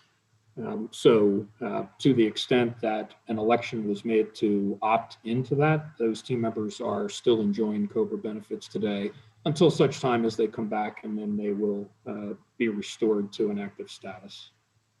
Great, thank you so much for checking on that. I don't have any other questions. I did also want to join my fellow commissioners in welcoming you. I think this is a proud moment, not just for your nation, but also it's really an inspiration to the Native American nations throughout. My children, my husband are both members of another smaller nation that has gaming, and I've seen firsthand just the benefit that has brought to the members. I also had the pleasure of being on the opening team of a small casino in Philadelphia, Mississippi. I think it was in 1994, and I it was such an inspiring time to see the benefits that it brought to not just the nation, but also the small community during that time. So I commend you for being the first Native American tribe that has a property in Las Vegas, and I hope this will not be your first. The spirit of Equine certainly will serve you well, and we look forward to having you join operations in Nevada.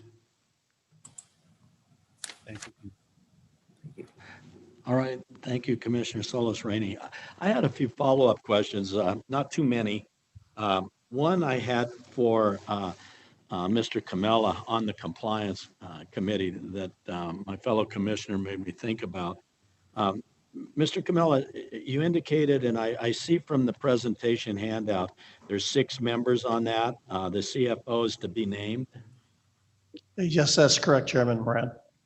Okay, and do we have any idea of when that's going to happen?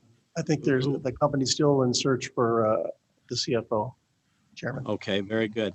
And of those 6 members that are indicated on here, I was curious, how many of those do you anticipate having roots here in Nevada, if any? Today, none of those members today, Chairman, have roots in Nevada. What's your philosophy on having local Nevadans on that kind of a compliance committee?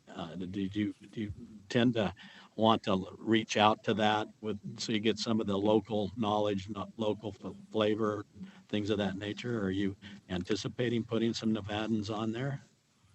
Yes, Chairman. I think as we consider the expansion of members to the compliance committee, I think it behooves us to look to people that are resident in the jurisdictions. Okay. All right. Very good. I had a question for the general manager, Mr. Hassan. My question there was, can you tell me a little bit more about the private salon? I know we have some very attractive in the handout photos of that and displays of the private salon, but I was trying to get my arms around it, and I heard you mention it not too extensively in the opening presentation. But my question about that is do you have that private salon concept at any of your other 8 locations? Mr. Chairman, yes, there is a private salon environment at the flagship property, Mohegan Sun, Connecticut. I've had a chance to observe that. It's quite impressive. I'm going to defer to Mario as to whether our other properties have them. I believe it's being developed currently at least one of the Canadian properties. I saw some recent construction photos. But nonetheless, we will initially deal 3 table games in that space. Speaking to members as well of the Nevada Gaming Control Board staff, I had inquired but not modified the license application, indicating in my inquiry that I might consider putting slots in that environment as well, that would necessitate me modifying the application appropriately and through the proper channels. But initially, it will be 3 table games. There will be a front-facing bar environment, some casual seating, and some very nice views of the Las Vegas skyline from that 16th floor environment. Again, designed primarily to match and to be familiar to our guests who travel, particularly from their relationship with Mohegan Sun, Connecticut, coming to Las Vegas, knowing that similar products are available on the Strip. We want to make sure that we can compete in that environment as well. Right, and wouldn't you agree, you have a vast history in gaming, that when you get into a remote location like 16th floor and remove it from the casino, that it has a lot of additional concerns, I'm sure you would agree with, that such as surveillance, access, things of that nature, player accessibility, security, things of those nature. In this salon that you're contemplating, it doesn't look like it's a real big one, but have you taken into consideration those kind of additional constraints and things that you have to really focus attention on? Yes, we have, Mr. Chairman. The policies and procedures that we've developed address matters such as the movement of money, the movement of gaming equipment, the security protection and observation and patrols of that area, the process by which food and/or beverage can reach that area, surveillance coverage, which is extensive and directly reaches back to the Nevada Gaming Control Board at their control. All those matters have been part of the license application process, and I think we've adeptly touched on all those topics that you mentioned. Nonetheless, it's fair for me to say, and it's fair for our company to say, we are in the continuous improvement business. It's part of the nature of hospitality and gaming. To the extent that we observe or experience something that needs additional attention, we will immediately jump on that and address it appropriately. Very good. I had just one other item here.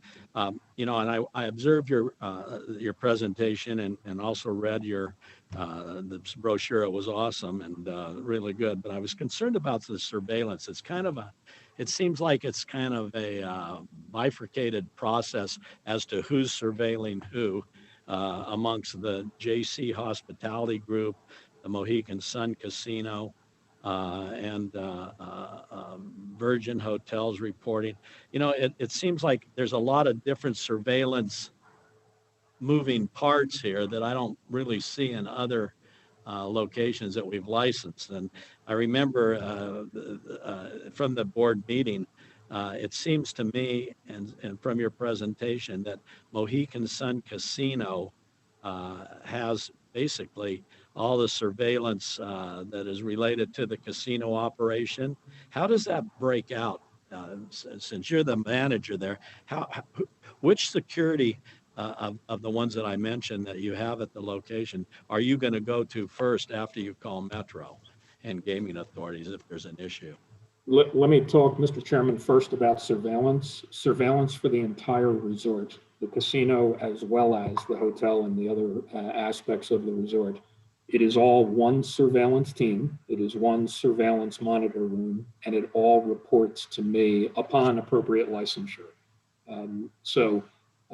We believe that we've addressed that organizationally in an appropriate manner to the extent that surveillance, assistance, support, compliance is needed relative to the hotel operation or a food and beverage operation. That organization reports through me. I can then easily carry that information or share that information with other members of the operating committee that include those other business partners. But again, organizationally, it's been designed for success, reporting to the casino so that the casino licensee is the responsible and accountable party primarily. When it comes to security matters, the security director at the property, he's actually my office next door neighbor, so to speak, at the resort. He is a long-term veteran of the industry. Security will report directly for matters of policy and purpose to the landlord, JC Hospitality. But again, for all matters that involve the casino, the security team will report to me or to my designee on duty so that we have direct communication and direct authority as needed with the security officers that provide any service or any support to the casino. In response to your question about a call, for example, being made to Metro, if that call originates from surveillance, it will be a direct call directly to Metro, depending on the circumstances.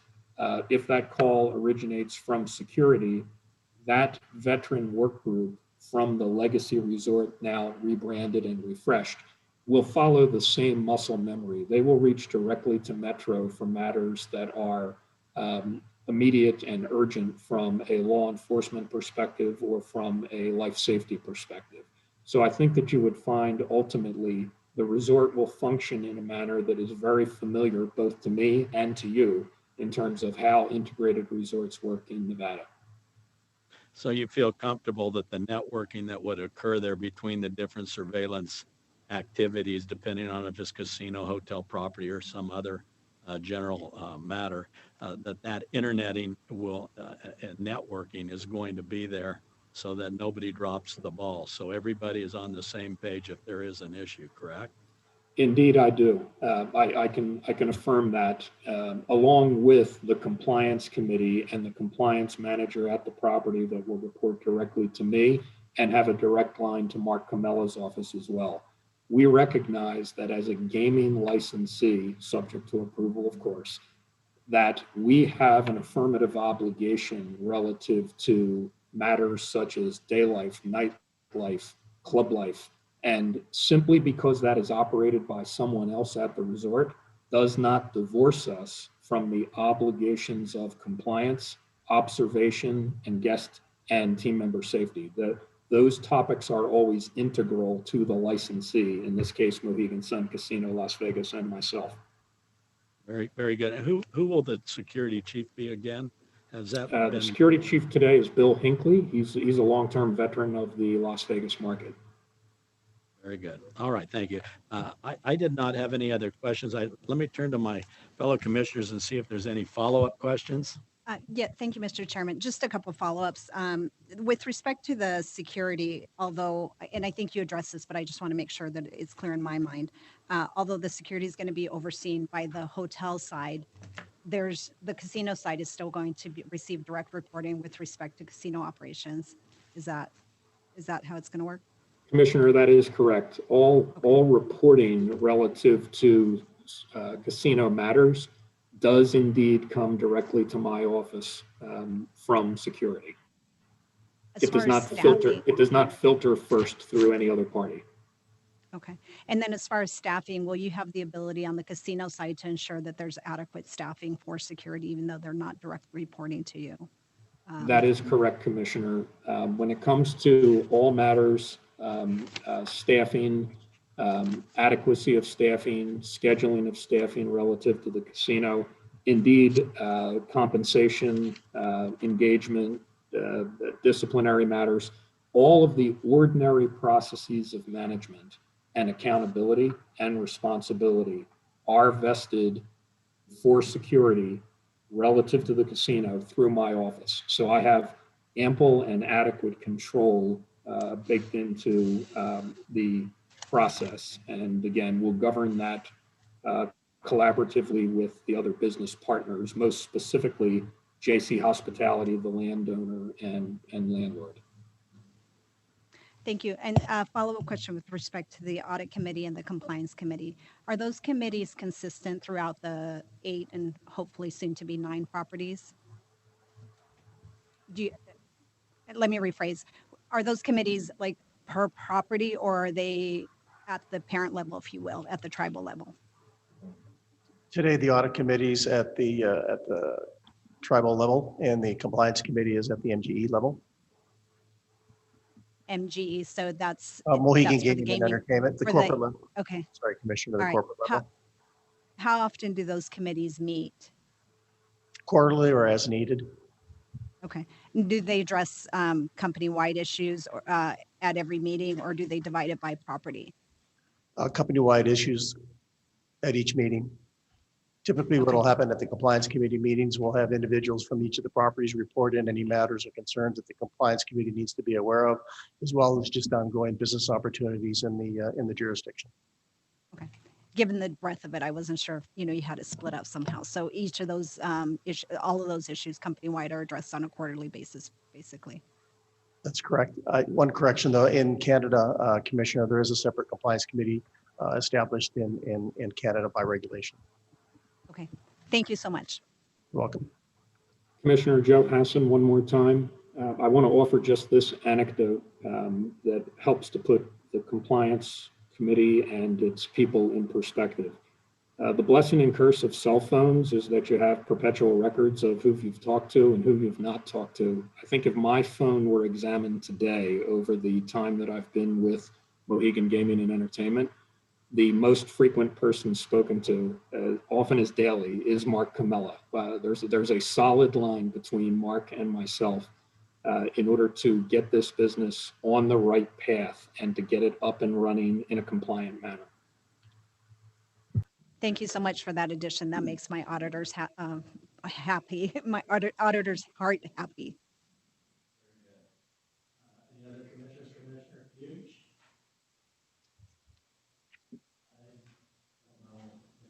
Commissioner Fuchs, did you have any other further questions on this aspect of the presentation before we go to the individuals? I know Commissioner Brown has a follow-up, but I'll turn to you first. No, I am good. Thank you. All right, thank you. Commissioner Brown. Thank you, Chair Moran. Just a quick follow-up question in connection with what appears to be an excellent opportunity for cross-marketing. It seems very promising with the American properties and the European properties, and of course the South Korean property. In terms of the portability of the points, is that something that will also work with the Korean market and the Greek market as well, or is it just the national base level?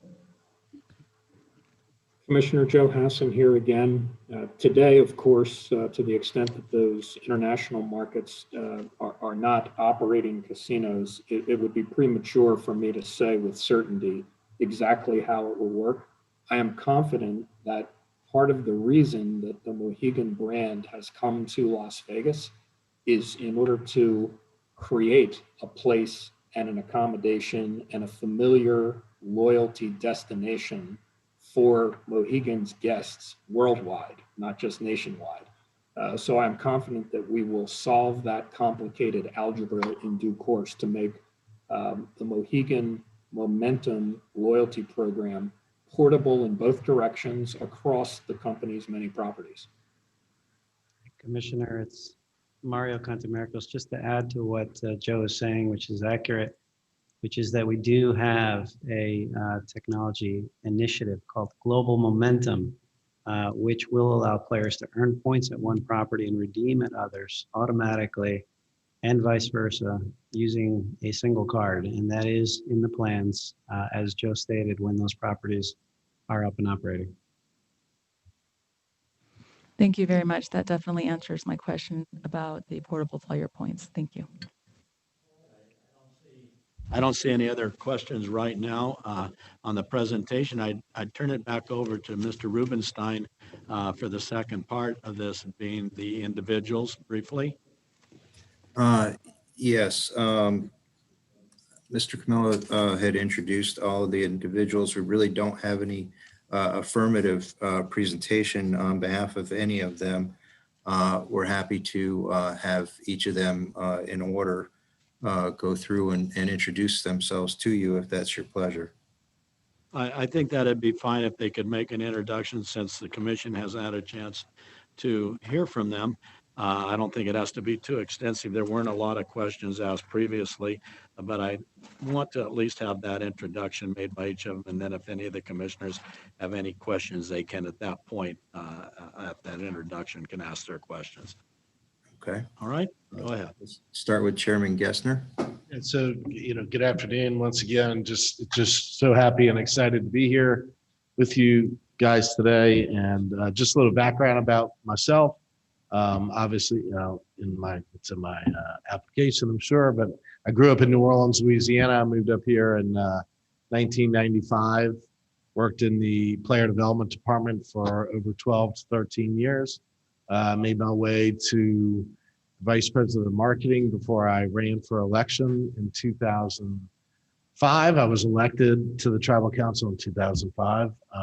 Have held a couple different roles, the corresponding secretary. I was the vice chairman for a while, and now in the past year and a half, I've been the chairman. I live in Waterford, Connecticut. I have 2 children. One of them's 12 and one of them's 27.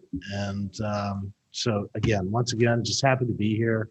So excited to get going in Las Vegas, and look forward to meeting you guys in person one day. So thank you. Well, thank you. I appreciated your responses earlier to some of my questions, and it really got me on track with what I had to find out from you, and you did a fine job on that. I appreciate you coming down today and seeing us. I did not have any further questions for you, sir. I don't know, looking around the room, the commissioners. I just had a quick question with respect to the terms. Is your chairman term also 4 years? Yes, Commissioner. Yes, all of our How does this terms are work? 4 years. Yes. Thank you. All right, thank you. Commissioner Fuchs, anything further here? No questions, sir. Thank you. All right, thank you. All right, Hey. Mr. Rubenstein next. Yeah, we'll move on to Vice Chairwoman Sarah Harris. Okay. Good afternoon, Chairman and members of the Commission. Thank you for having us here today. First, I'd just like to say, Chairman, my condolences on the loss of your colleague and friend. This has certainly been a really difficult time for all of us, and we're sorry for your loss. So I'm Sarah Harris. I was born and raised here, maybe about 10 miles from the reservation. I know Chairman Gessner mentioned earlier the distributions that we make to our tribal members, but it's just sort of a caveat. But I did go to college and to law school. I went to Dartmouth College and Washington College of Law in Washington, D.C., and that was paid for completely by the tribe. And so we do that for all of our tribal members, and we also provide other sorts of services, insurance, social services, recreational services, elderly services, and all sorts of things like that that don't come in the form of the distribution. So I just wanted to add that as well. College, law school, and then I spent about 13 years in Washington, D.C., practicing at various law firms in Indian law. This first was a small boutique firm that only did Indian law. The second, Dickinson Wright, which I believe actually opened a Vegas office not long after I left them. And I was in their gaming division that was sort of starting to dabble a bit in Indian law. And after that, I went on to work for not to get political, but I went on to work for the Obama administration and was a general or senior assistant basically to the general counsel at the Department of Interior, where I did Indian law and a lot of gaming law, and went on to be the chief of staff for the assistant secretary for Indian Affairs. I've been trying to make my way back to Connecticut for a while. I ended up taking a path through Washington State and had twins. So moved home with my then 1-year-old twins and was elected to council. So I'm serving my first term on council now. And in October, 2 years ago, probably pretty close to the day, my colleagues on the tribal council appointed me the vice chairwoman of the tribe. So that's pretty much it in a nutshell, but we're really excited for this opportunity and grateful for all the hard work of the Gaming Control Board and all of their investigators that have brought us to this point. And we hope to be the first Indian tribe operating in Vegas. So thank you very much for your time, and happy to answer anything else. All right, and you were chief of staff for Indian Affairs in your state, correct? Actually at the federal level. So at the Department of Interior, I was chief of staff for the Assistant Secretary for Indian Affairs, which is the highest ranking, it's a Senate appointed position. that handles only Indian affairs. Certainly the other agencies, do work on Indian affairs, or should be, but the Assistant Secretary for Indian Affairs is primarily responsible for those. And how long were you there for? I was with Interior for, I want to say maybe 5.5 or 6 years, but I was in the Chief of Staff position, I want to say 2.5 years, close to 3 years. Very good, very good. And how many other jurisdictions have you been licensed in? Currently, I am licensed in Louisiana, and I am licensed in, I think that's the only other place where I'm required to have a license right now, is in Louisiana. Oh, in Pennsylvania. And how did you find the licensing experience here? With I our found investigation? Nevada far and away to be the most rigorous of any of the licensing places that I am licensed. I thought Pennsylvania was difficult, but I appreciate the rigor with which the investigators. I mean, they were very accommodating and very helpful, but certainly very rigorous.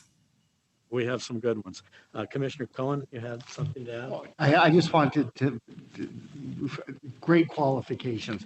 And I want to thank you for adding to the statements before about what the Native Americans received. I certainly knew that it was well in excess of the payment. Like you just said, there's infrastructure and there's hospitals and all the like that the profits feed through these to these people, either directly or indirectly. Right. So I just think it's wonderful the way it's happened, and I welcome you to the state. Thank you. I don't have any other questions. I don't see any here. Okay, thank you very much for coming down today. Thank you. Rubenstein, could we call the next person?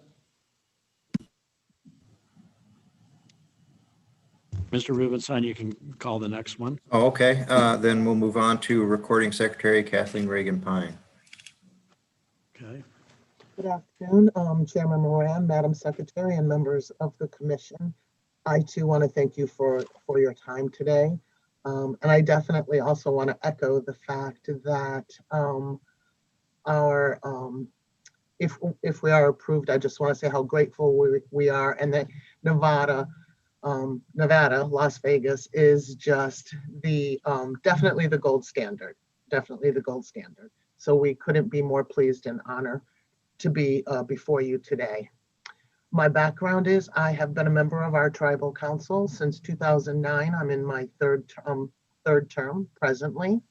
Prior to that, I worked for our tribe beginning in 2006, helping our tribal members with their careers and their educational development.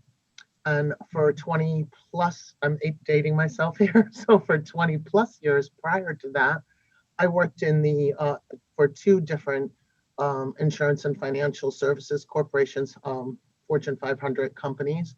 So that is one thing that I would say probably second to gaming is compliance within those industries. So that is one of the reasons that I was happy to become part of our compliance committee here at Mohegan.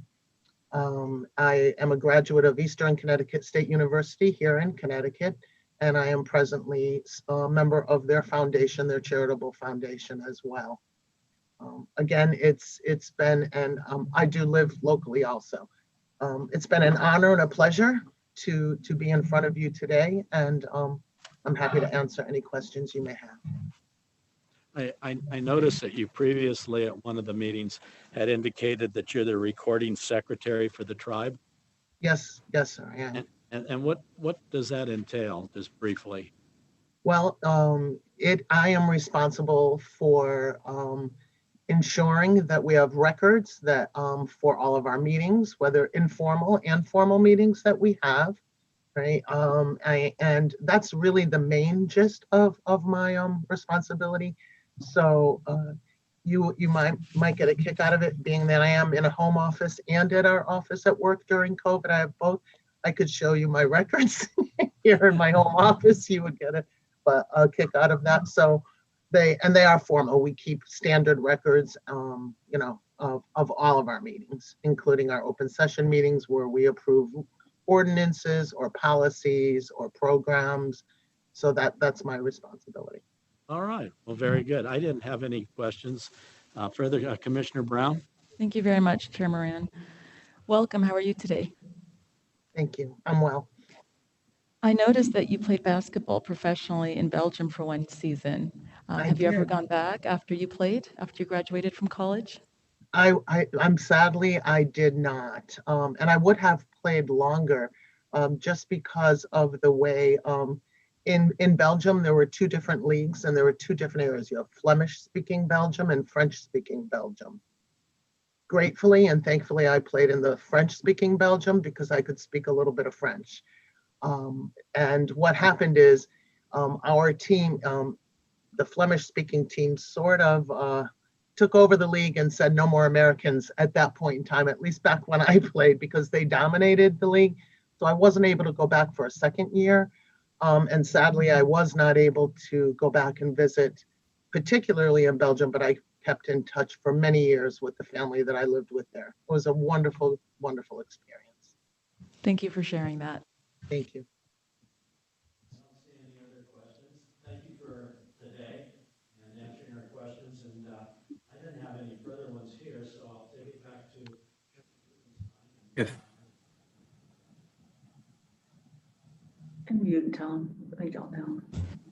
I have to turn my mic on. I thanked her for coming down today, but in any event, go ahead, Attorney Rubenstein. We're ready for the next in line. We don't have any further questions on that one.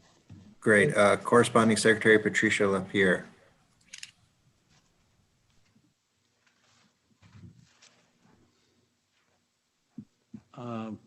Somebody is You're on speaking mute, in the Pat. bottom right. Pat, There we you're on go. Okay. I don't have any additional questions for Ms. Reagan Pine. Okay, and do we have any others that are going to appear today? Mr. Rubenstein? Yeah, we've got several more. Ms. Lapierre is having some issues with her audio.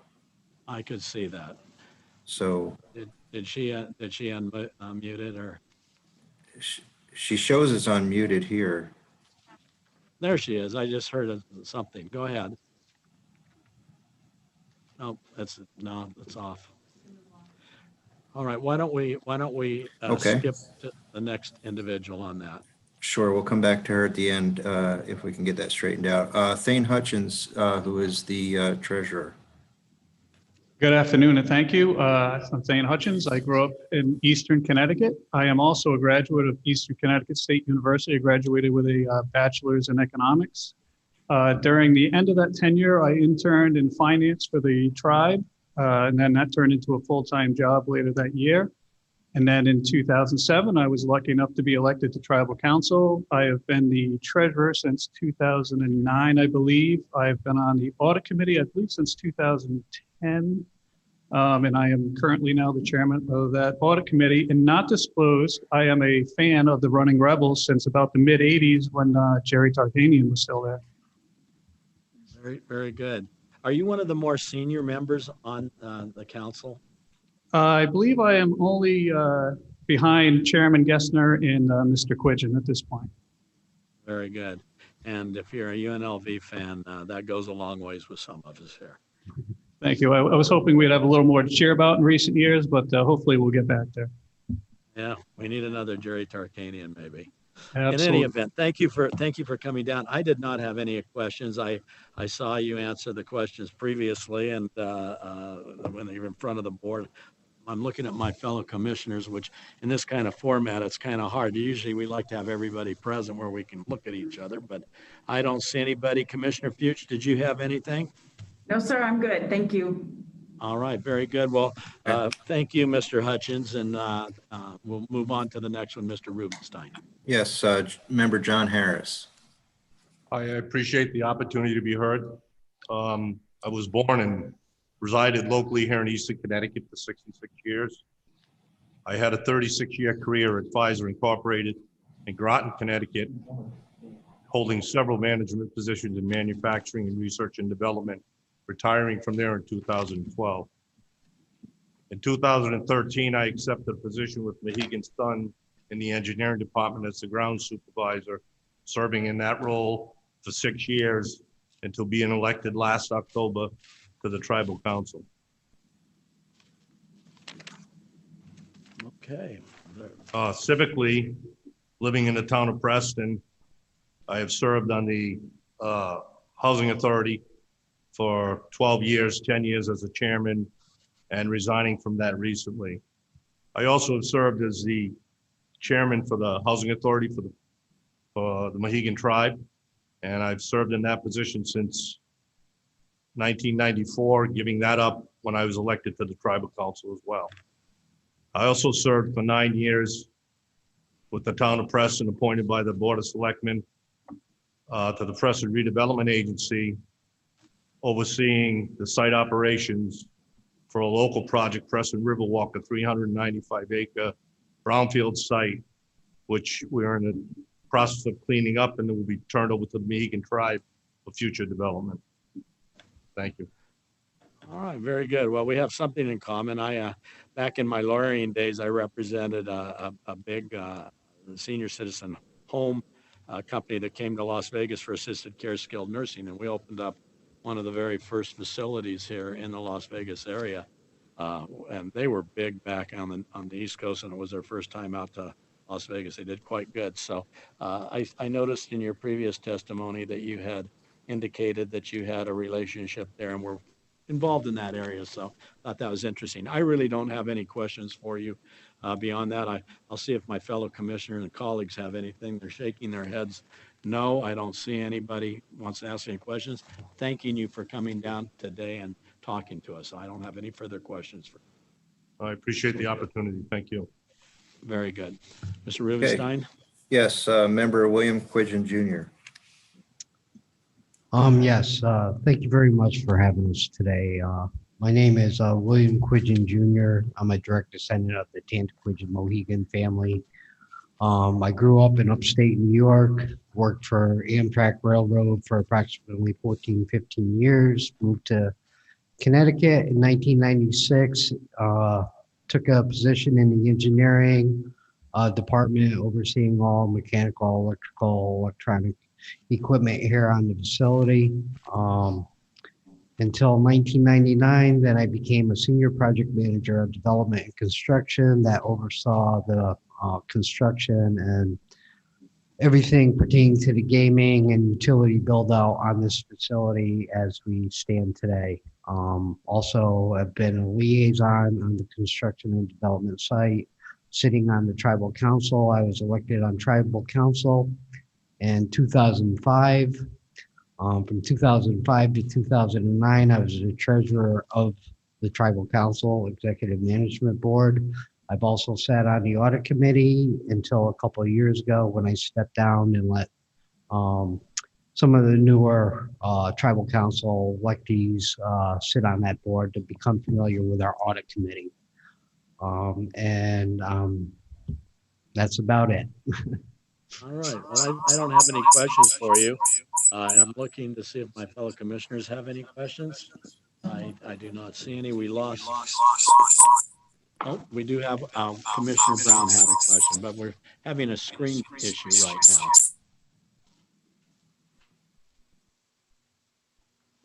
now. Okay.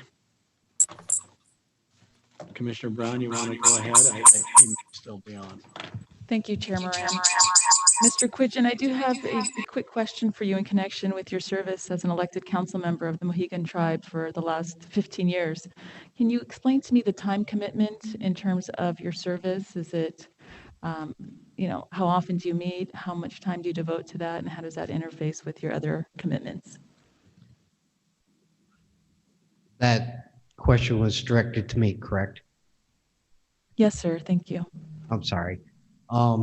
Yes, it's very time consuming. It's 24/7.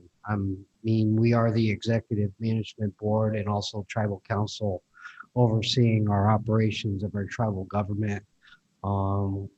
Weekly meetings, nightly events, being here at the casino, traveling overseeing other jurisdictions, development build out, constantly in meetings, constantly on Zoom meetings now.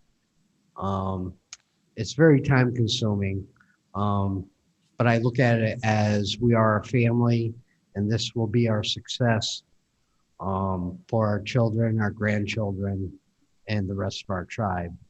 So I feel like I've dedicated my life to making this work for our tribe and our people. And that's why I do what I do. Thank you very much for that thoughtful response.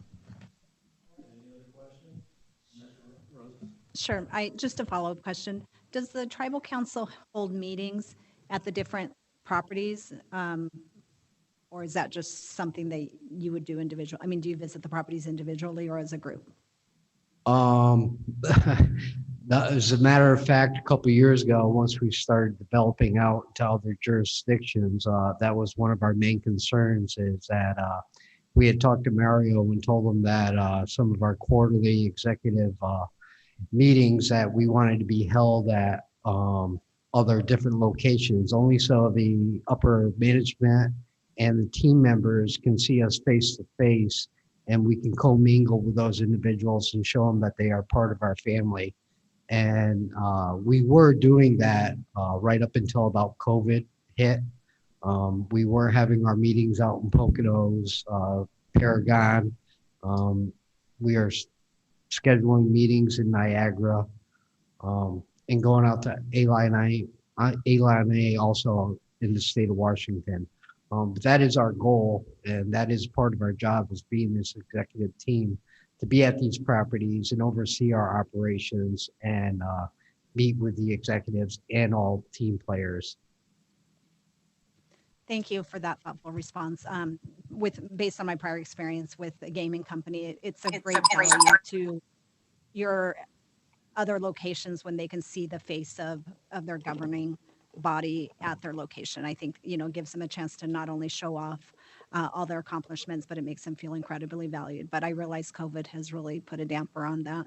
But I'm happy to see that you plan on going back to that at some point, and hopefully we'll see you here in Las Vegas. Thank you, Commissioner Solis Rainey. All right, any other questions? Okay, Mr. Rubenstein, did we have Patricia LaPierre back on? If not, we can. Yes, we can to her microphone issues through use of the telephone. Okay. Good Can afternoon. you hear me? I can hear you perfectly. Thank you. Okay, perfect. My name is Pat LaPierre. Are you hearing, is everybody hearing that echo? We're getting an echo now. And, All right, I'm going to edit out of here.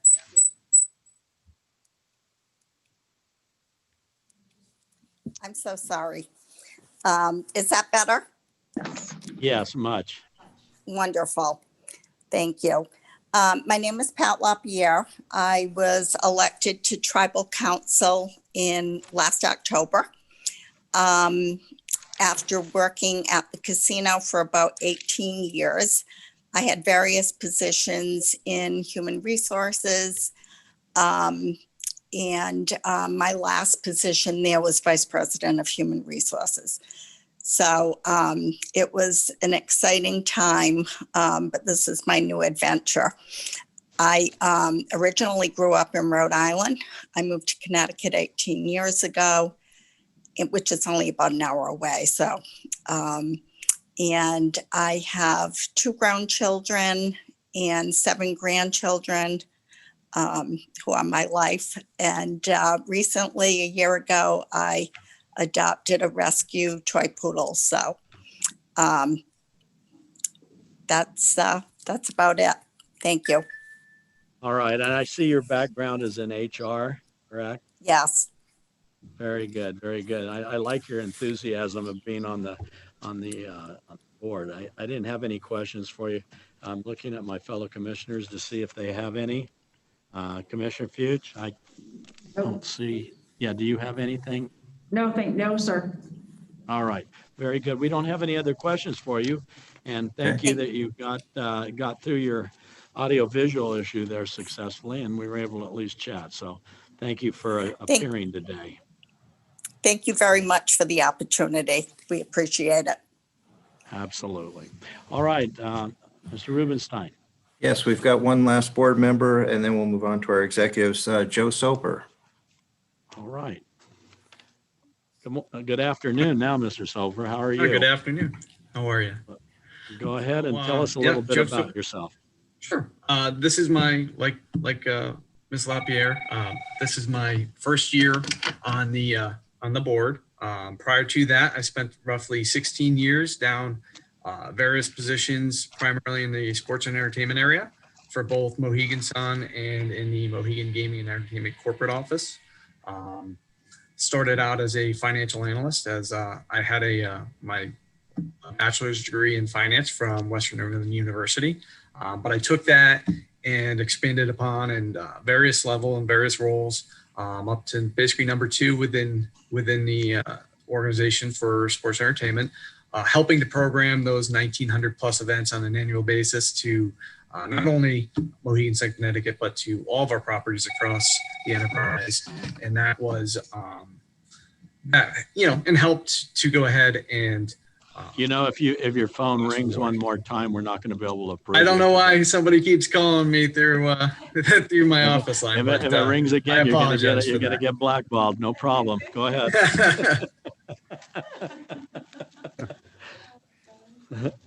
All right. Let me ask you one question. Your background is in entertainment. AEM is going to do the entertainment at the venue, correct? Yes, it's going to be AEG is going to present. Is going to be the primary operator of the previous joint. We've worked with AEG many times in the past. We have a great relationship with Live Nation, who is a heavy presence in the Las Vegas market. But we're really looking forward to the opportunities to that venue and just obviously all the great entertainment offerings that are in Las Vegas, but we're just hoping to bring our touch to the market. Okay, so you're bringing some of your skills and experience to the table in that regard, correct? Yeah, we have a phenomenal team. I'm sure we're going to be able to work really well with the AEG operators just to make sure that we're programming the room that, it goes along with everything that already exists in Nevada, but that's going to be a great marketing offer to our guests. I'm sorry, but I can't hear you. All right, very good. I didn't have any other questions for you, and I'm looking to see if my fellow commissioners have any.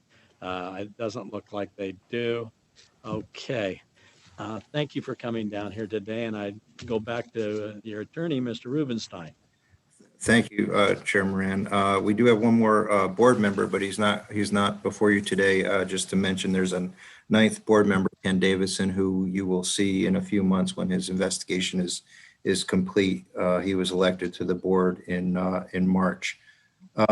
So we've got 3 executives who also will introduce themselves, starting with someone who's already spoken quite a bit, and that's the President and CEO, Mario Cantamarcos. All right, very good. Well, good afternoon, and thank you, Chairman and members of the Commission once again. We again would like to reiterate this organization's extreme pride and excitement about the opportunity ahead of us here, and we hope to make you very proud as well. My name is Mario Cantamarcos. I've spent just over 9 years at Mohegan and just recently passed 3 years in my current capacity, as Mr. Rubenstein said, as President and CEO. Prior to that, I served as Chief Financial Officer for approximately 6 years. Prior to that, I served as Vice President of Corporate Finance at another one of your licensees, Penn National Gaming. Prior to that, I spent approximately a decade in various capacities on Wall Street, always covering the gaming, lodging, and leisure industries. I'm a Cornell University graduate with a degree in industrial engineering. I grew up in Connecticut, and now I'm very fortunate to be back and living in Connecticut. very good. I didn't have any other questions. I don't believe any of the commission do either. Your presentation earlier, which I know seems like 9 years ago, which was basically this morning, and now we're in the afternoon.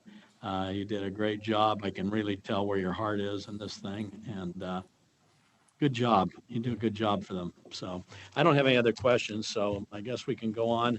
Mr. Rubenstein? Yes, the next in line is Mark Rosa, who's the Chief Information Officer. Thank you, Mr. Chairman and fellow commissioners, and good afternoon. My name is Mark Rosa. I am the Senior Vice President and Chief Information Officer of Mohegan Gaming and Entertainment. I've held the position since January of 2020. And prior to transitioning to IT, I had the distinct pleasure of leading the audit function for the Mohegan Tribe for approximately 3 years. So that was my foray into gaming, is starting with the Mohegan Tribe and now with Mohegan Gaming and Entertainment. Prior to that, I had a stint with a textbook publishing company called Houghton Mifflin Harcourt. Spent 4 years there as their chief audit executive. And prior to that, I started off in a global power transmission manufacturing company as the chief audit executive, transitioned to the CIO position, something that I neglected to mention to the Gaming Control Board a couple of weeks ago. Spent about 5 years there. Prior to that, Staples Global Office Supply Chain Company, held multiple positions in internal audit and finance. And I started my career at Deloitte, where I spent about 3 years in a consulting group. I have undergraduate and graduate degrees from Stonehill and Northeastern University, multiple certifications, one of which is a certified public accountant. I reside in Franklin, Massachusetts, and commute most days to Connecticut here at the flagship property. I'm married, 2 children, 2 young girls, 5 and 7, and I'm excited to work with all of you. I thank you and can answer any questions you may have. Thank you. Your title, Chief Information Officer, that's a big one. So I was wondering, what is your number one responsibility on your checklist that you have to do with a title like that? I would say keeping our systems and technology up and running. Top priority. As you know, in the gaming and hospitality and entertainment industry, everything runs in technology. So ensuring that our gaming systems and our loyalty program and all of the point of sale and hospitality systems are all effectively up, running, and secure, I would say those are my top priorities. All right, excellent. I didn't have any other questions for you. I don't see any from my fellow commissioners, and I thank you for coming down today and visiting with us. Thank you, sir. Mr. Rubenstein? Thank you. Yes. Last but not least is the Casino General Manager, Joe Hassan. All right. Commissioners, good afternoon. This is my 39th year in the gaming industry. I began in my hometown of Atlantic City with Harrah's back in 1981. I too worked for Deloitte prior to joining the gaming industry. I've practiced as a certified public accountant with Deloitte after graduating from Rider University in Trenton, New Jersey. I first came to Nevada in 1998. I've had the pleasure and good fortune of managing casinos in Laughlin, Las Vegas, North Las Vegas, Henderson, and Lake Tahoe. I believe this is my 7th appearance before the board and or the commission. Again, I'm very pleased to be here. It's been a fantastic opportunity for me. I live in Las Vegas with my wife of 36 years. Our 3 adult children live in neighboring California, so we're close to them, and I'm pleased to be here today. Well, we thank you again. You've been with us most of the whole agenda today so far, and we've enjoyed your responses. Your comments on private salons, your comments on the surveillance system, your comments on COVID-19. They're lucky to have you in that capacity. You seem to really be on top of your game. Good, and we'll provide good service for them. I was curious about one question I had. I didn't ask you earlier, and it's a short one. Coming back into the COVID-19 and the protections that you have, is what is the hotel's policy going to be on smoking? I was curious about that. The policy on smoking is that I believe the Virgin brand currently is a non-smoking brand. In the casino, for competitive reasons, we would permit smoking within the guidelines or the standards that are routinely seen today in Nevada and specifically in Las Vegas. I'll certainly resolve before we open the question of what happens if I have a lodged gaming guest that is a smoker, and how will we deal with that with our business partners, both at Virgin Hotels and the Hilton Curio Collection. More to come on that. Okay. I can remember myself standing in the dice pit, and the suit was only good for one shift, and you'd take it home, and if you're a non-smoker, it was something you didn't ever forget soon, what your suit smelled like when you gave it to the cleaners.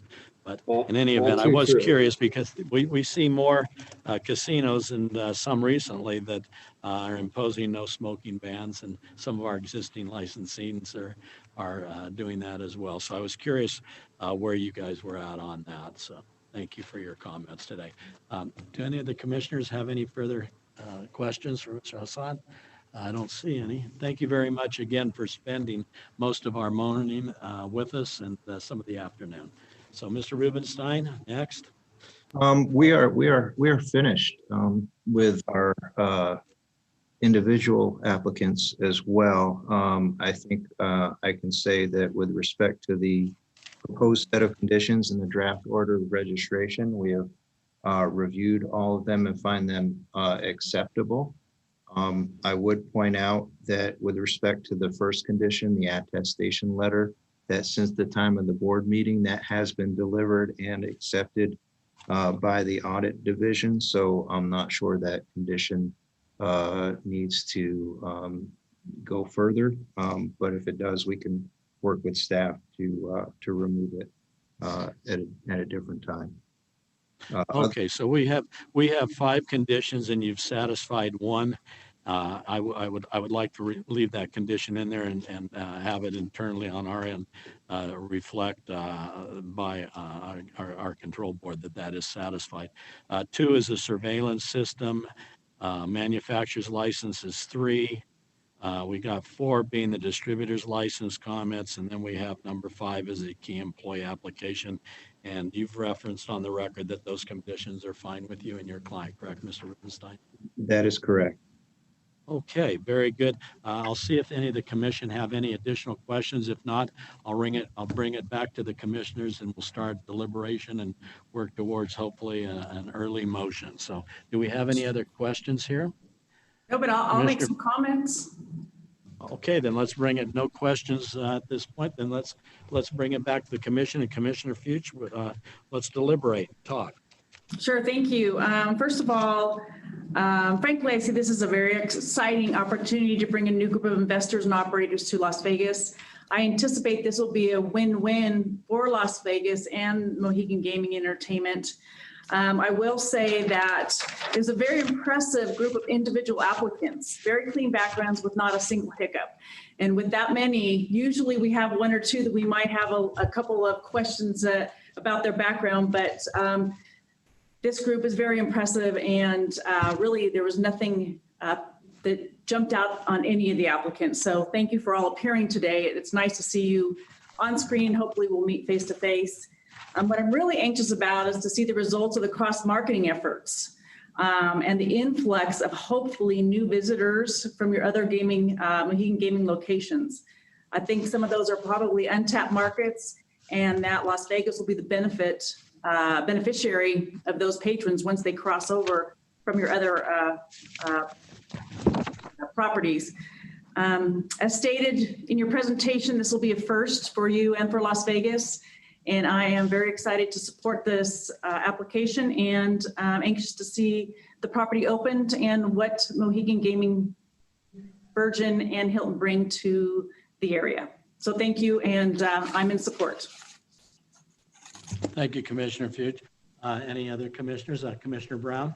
Thank you, Chair Moran. I echo the sentiments of Commissioner Fuchs. I am very excited about the additional concepts, ideas, philosophies, and traditions coming to Las Vegas. I think they will coexist nicely, and I am definitely in support, and I really commend the presentation the cadre of people that have come before us today, and very, very hopeful for the future and the symbiotic relationship that we will have with the cross-marketing, and very, very interested in the future of the company to see how much more you will grow, because I anticipate you will continue to grow on this trajectory. So congratulations on what you've done so far and the hopeful addition to the Las Vegas Valley. Thank you, Commissioner Brown. Commissioner Solis Rainey.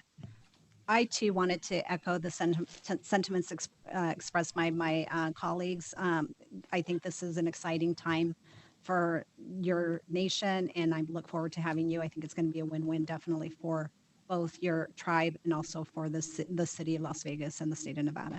So I'm in full support of it and would be prepared to make a motion if when. All right, thank you.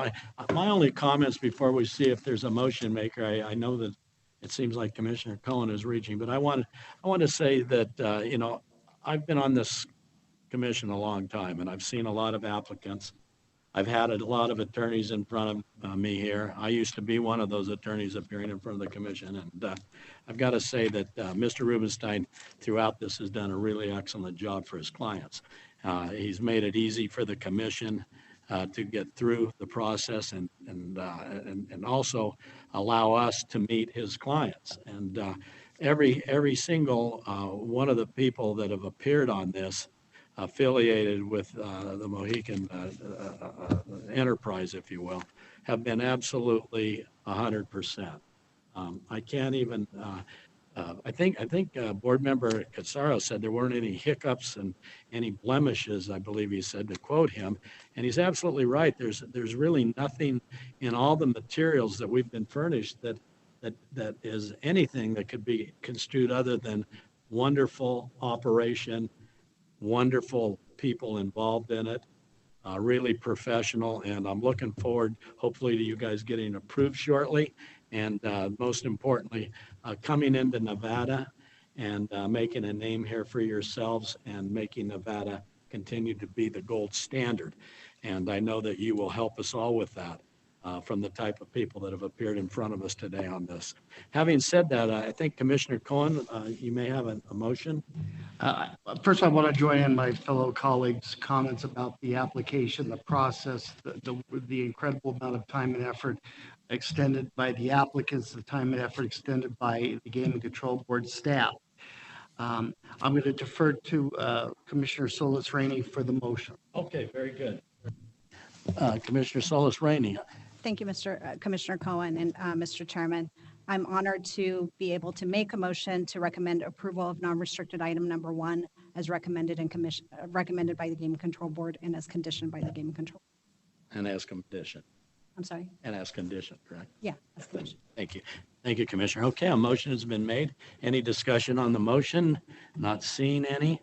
I'd ask Madam Secretary to call for the vote on the motion for approval. Commissioner Fuchs? Aye. Commissioner Cohen? Aye. Commissioner Solis Rainey? Aye. Commissioner Brown? Aye. Chairman Moran? Aye. Thank you and good luck to all of you. And again, we're looking forward to watching you as you go forward, and good luck. I think so at this much. time we should take a 15-minute break, perhaps. Let's come back at 10 minutes, or 10 minutes to the hour. So let's come back at 12:50 and we'll be in recess. Thank you.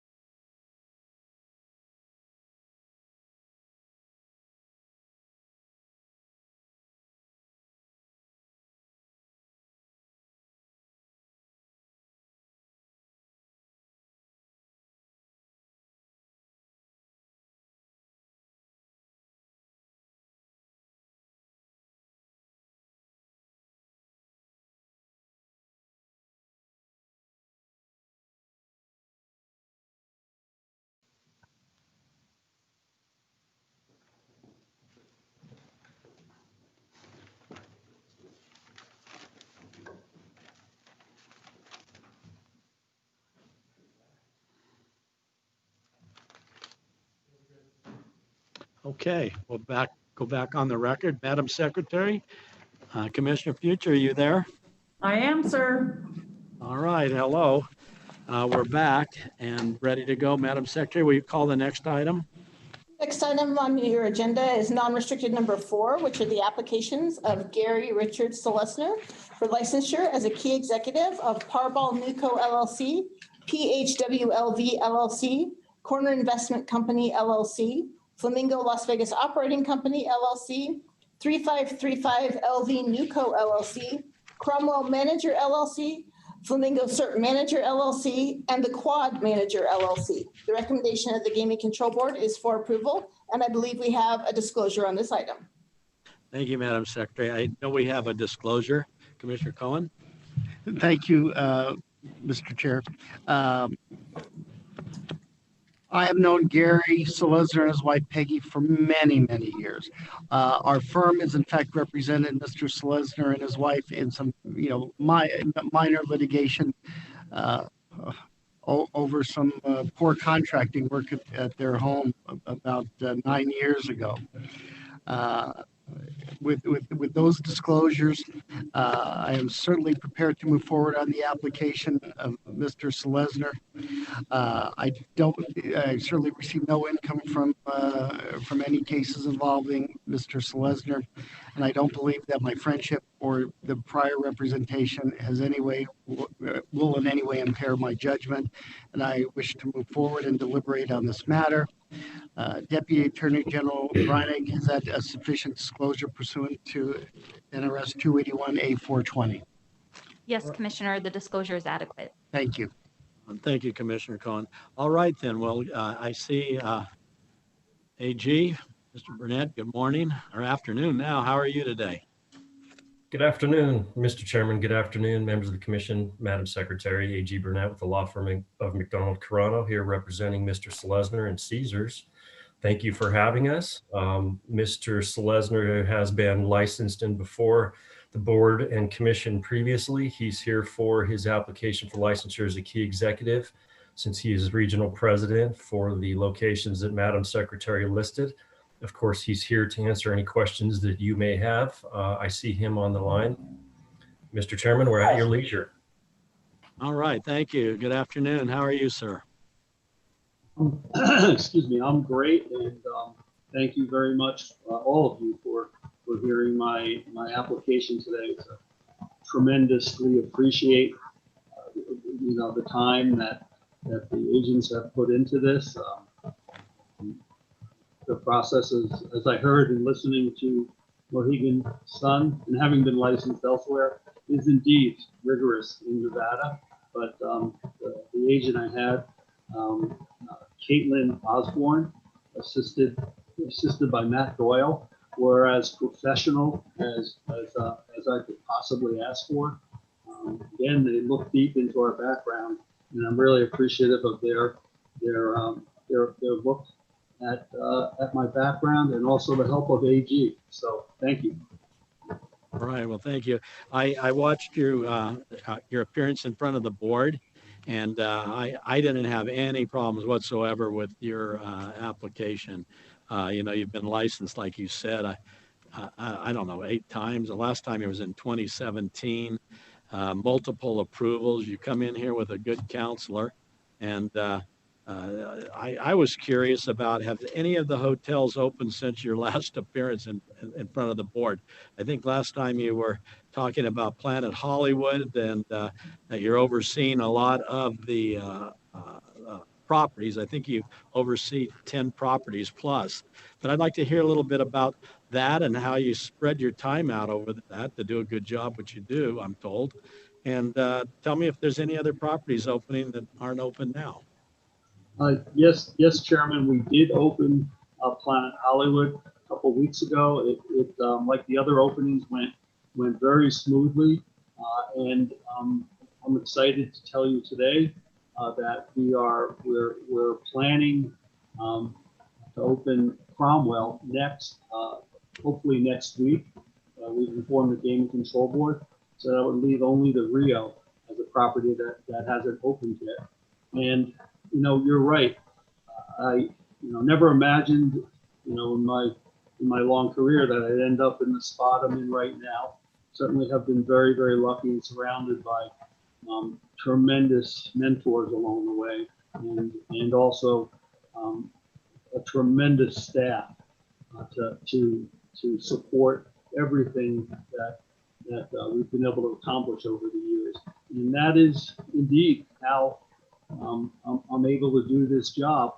I have remarkable general managers at the properties below me, the new leadership team above me that has arrived with the transaction with the Carano family, and with the CEO, Tom Reed, and the corporate folks have joined me. You know, truly, you're not alone when you're operating properties like this in an organization like we have. So lots of support above me, below me, and I guess I would say the real key to smooth operations and compliant operations is to be supported by remarkable employees. And I know all of you are aware of the tenure of many of our employees at places like the Flamingo and Caesar's Palace and Bally's. And we just are lucky to have such a great group of people to work with. And that's how it happens. All right. I think on our agenda today, you've probably hold the record for the most times that you've been licensed and have gone through the application process many times here. How would you rate our staff in the course of this? We've talked about your staff. Tell me a little bit about our staff.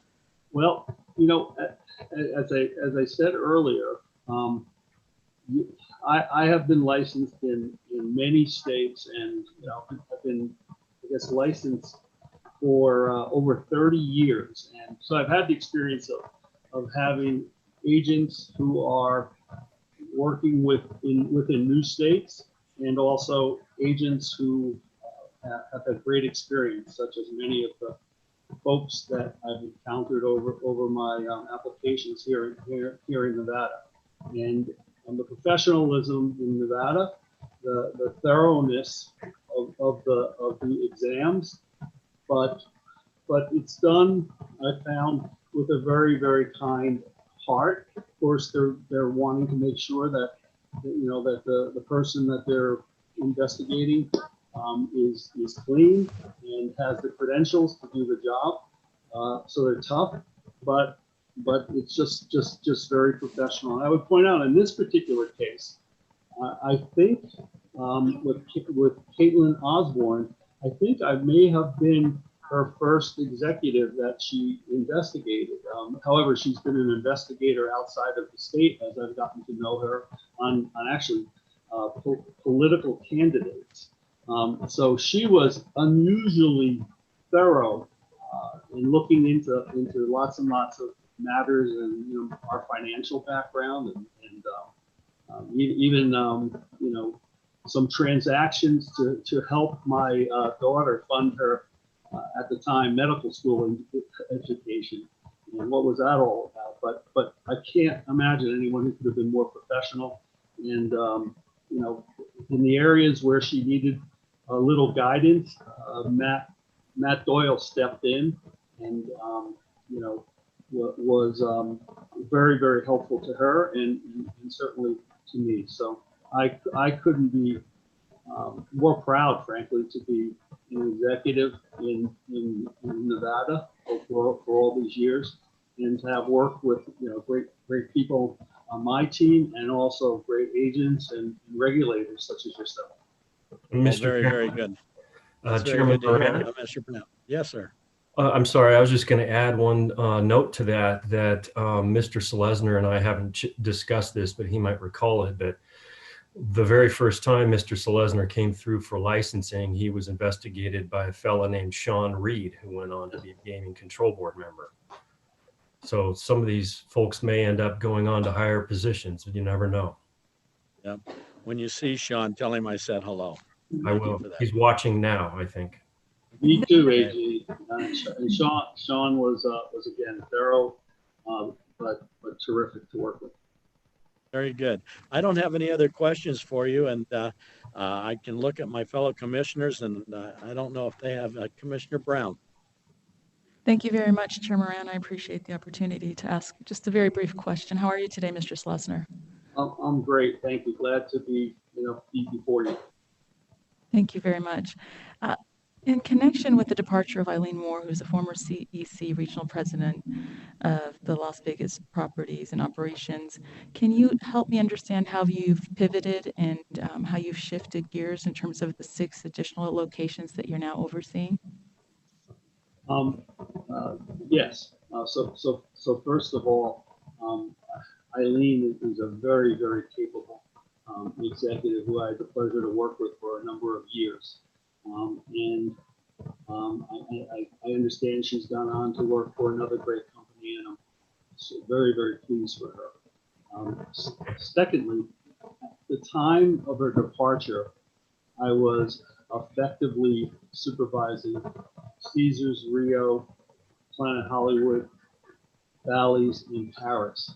So we call our groupings internally pods. So 2 of the 3 pods were within my responsibility.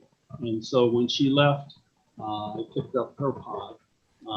And however, the way we operated, Eileen and I, and all of the general managers, we really operate the properties as one team, and with the goal of maximizing profitability of the entire organization and creating a great experience for our guests and a great workplace for our employees.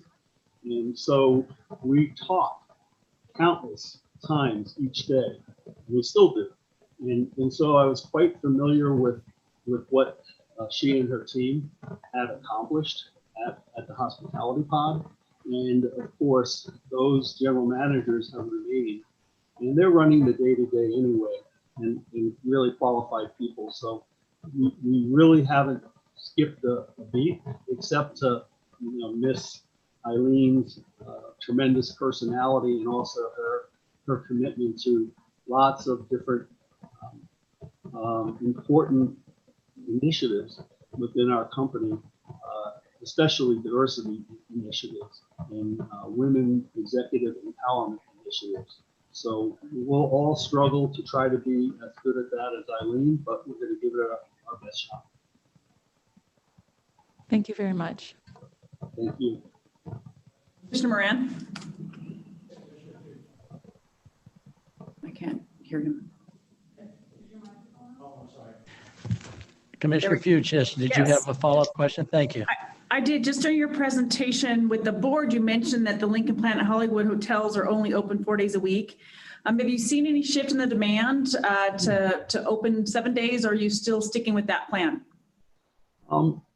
Well, actually, we have seen a bit of a shift in demand, but we're waiting to see if the positive outlook that we've seen in just the last week or so, and I'm telling you, the bookings data is very, very dynamic right now. But we expected to see the traditional fall off in business in November, right after Thanksgiving, and then a continued softness, particularly this year, without, as you all well know, we're lacking conventions, we're lacking the rodeo. So we expected to have a very soft December, and that's why we're very cautious about opening up those hotels for the 3 extra days.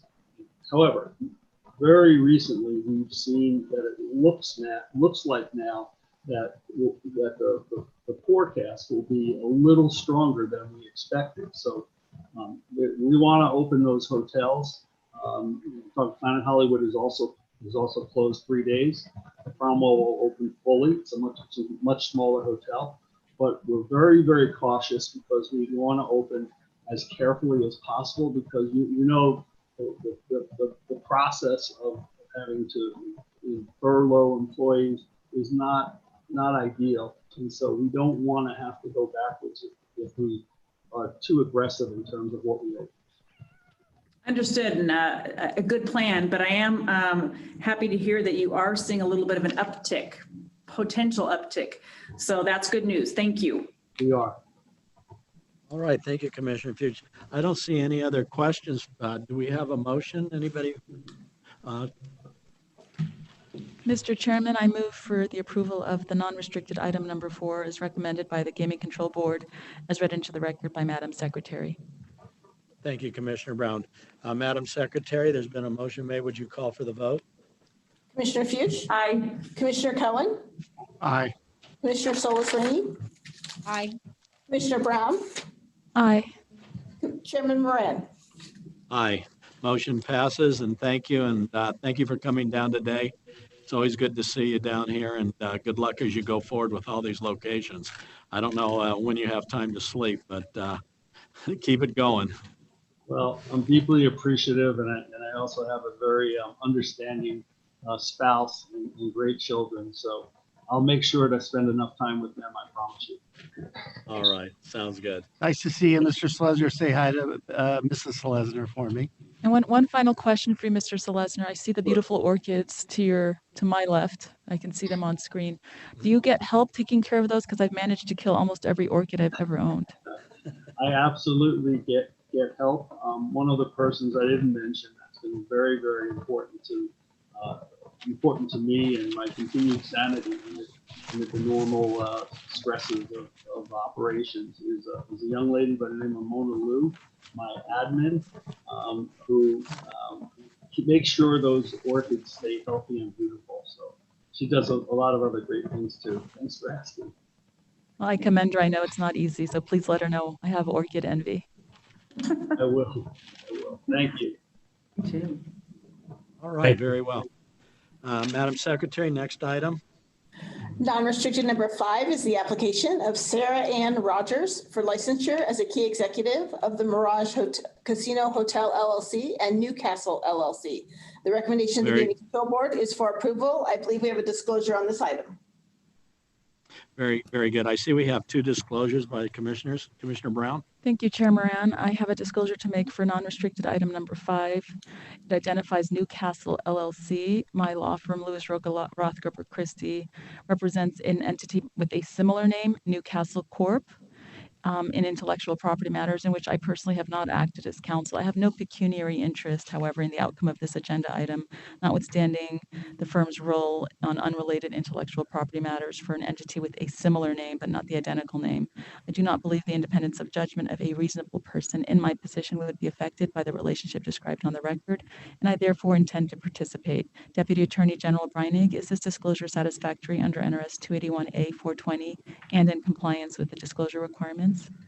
Yes, Commissioner, the disclosure is adequate. Thank you very much. Thank you, Commissioner Brown. Commissioner Solis Rainey? Thank you, Mr. Chairman. I also have a disclosure to make with respect to non-restricted item number 5.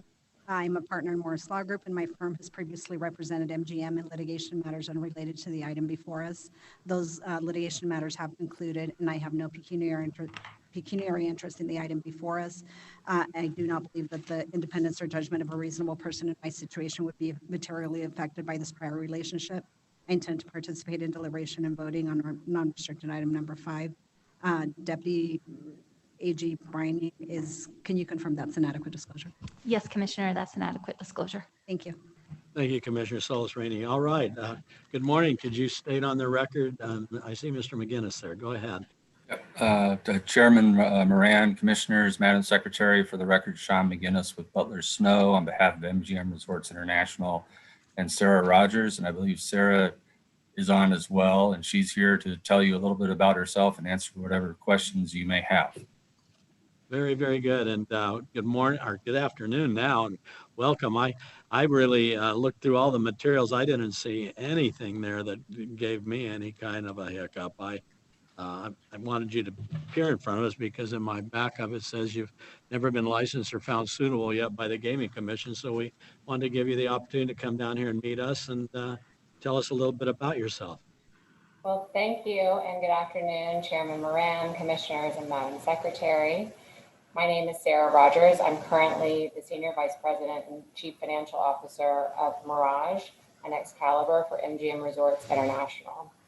I began my career after graduating from the American University in Paris with a degree in international business in 2001. After graduation, I worked on Wall Street for Deutsche Bank in equity research and distribution until 2009, when I joined MGM Resorts International in investor relations. I spent 6 years in IR and then moved to Macau as Senior Vice President of Strategy for MGM China in 2015. I spent 3 years in that role and opened MGM Cotai in 2018. After that, I moved back to Las Vegas as the general manager of Aria, and I spent 1 year in that role when the company then went through a broader restructuring, and I moved to be the chief financial officer of Bellagio. I spent 1 year in that role, and that's the time that I began my application process with the Nevada Gaming Control Board.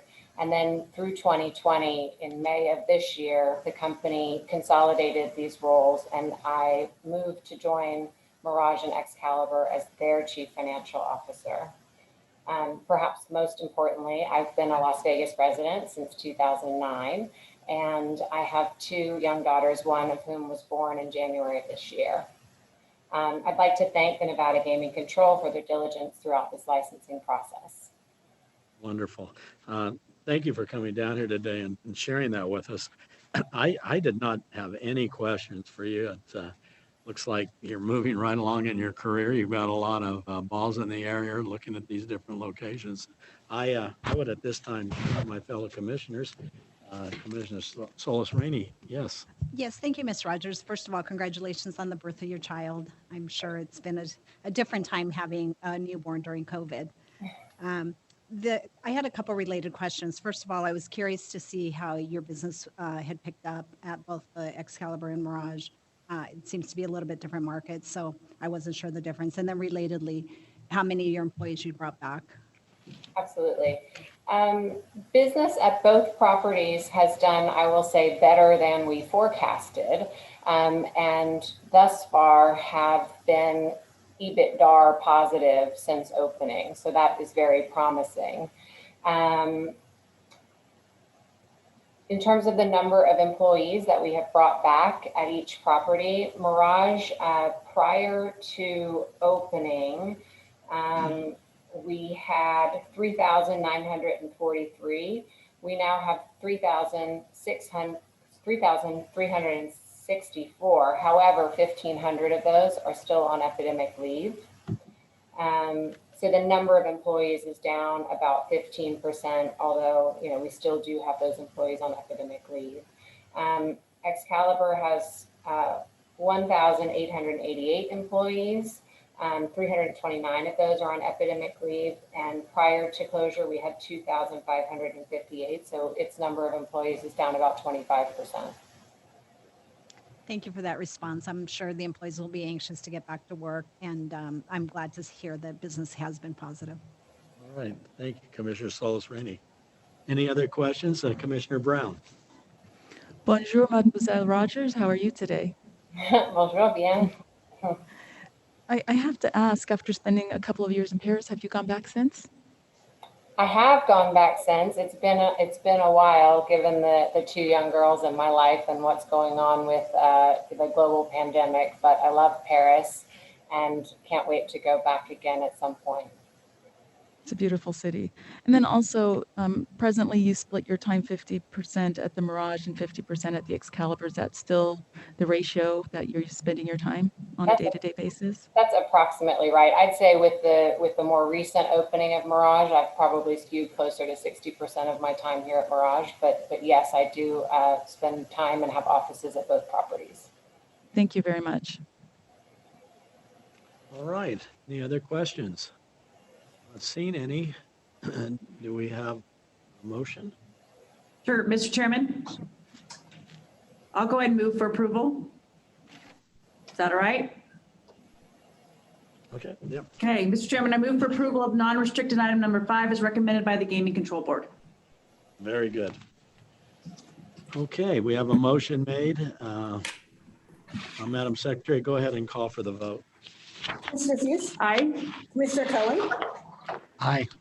Commissioner Solis Rainey? Aye. Commissioner Brown? Aye. Chairman Moran?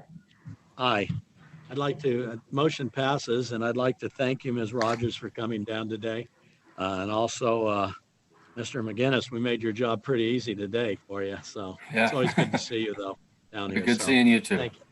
Thanks. It's Thank always you. a pleasure. And good luck to you, Ms. Rogers, and wishing you the best, especially with the new arrival. Thank you very much. I hope next time we'll be in person. All right. Thank you. And Ms. Rogers, I'm personally very impressed with your background, and I'm pleased to see that you have been approved for licensure and suitability, and it's about time. Thank you very much. All right. Thank you. Madam Secretary, next item. Non-restricted number 6 are the applications of Tamarack Crossing LLC and Silver Bullet of Nevada LLC for transfers of interest. The application of GPEG 1 LLC for issuance of membership interest, and the applications for finding of suitability as a member for the 10 entities as noted on page 9 of the agenda. The recommendation of the Gaming Control Board is for approval. Right. Very good. Do we have an applicant? I see. Oh, good morning, Mr. Gottwald. How are you? Excellent. Good to be here. Good morning. All right. All right. Good afternoon. What do you have to offer us today? Are you going to do the presentation, or is Mr. Nylander with you? Mr. Nylander is going to conduct the show. Okay. So go ahead and proceed. Good morning, Chairman Moran, members of the commission, Madam Secretary. My name is Dennis Nylander with the law firm Kempfer Kroll, and I'm appearing here on behalf of the applicant. I have with me today my co-counsel, Sev Carlson. You've already met Mr. Gutwald, whom I worked very closely with on this transaction. He represents the minority interest holders who are part of this transaction. And again, I want to thank him for, we had a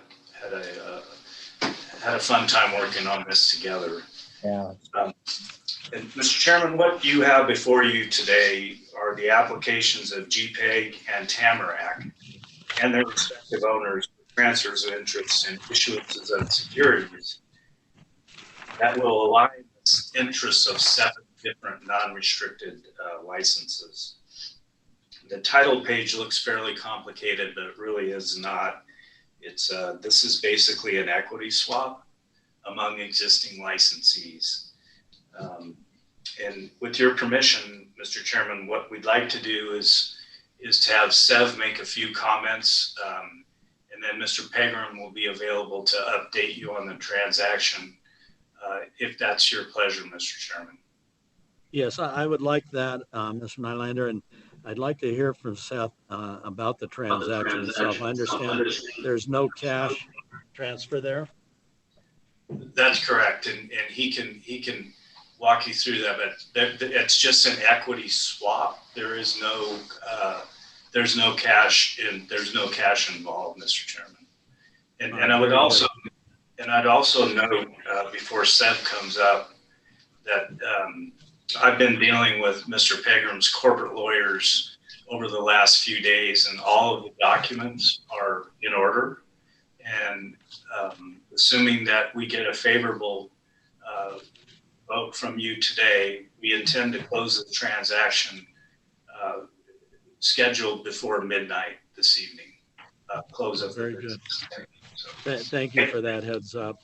I would like to hear from Mr. Carlson about the transaction briefly. I'm pretty familiar with it from observing prior proceedings you attended.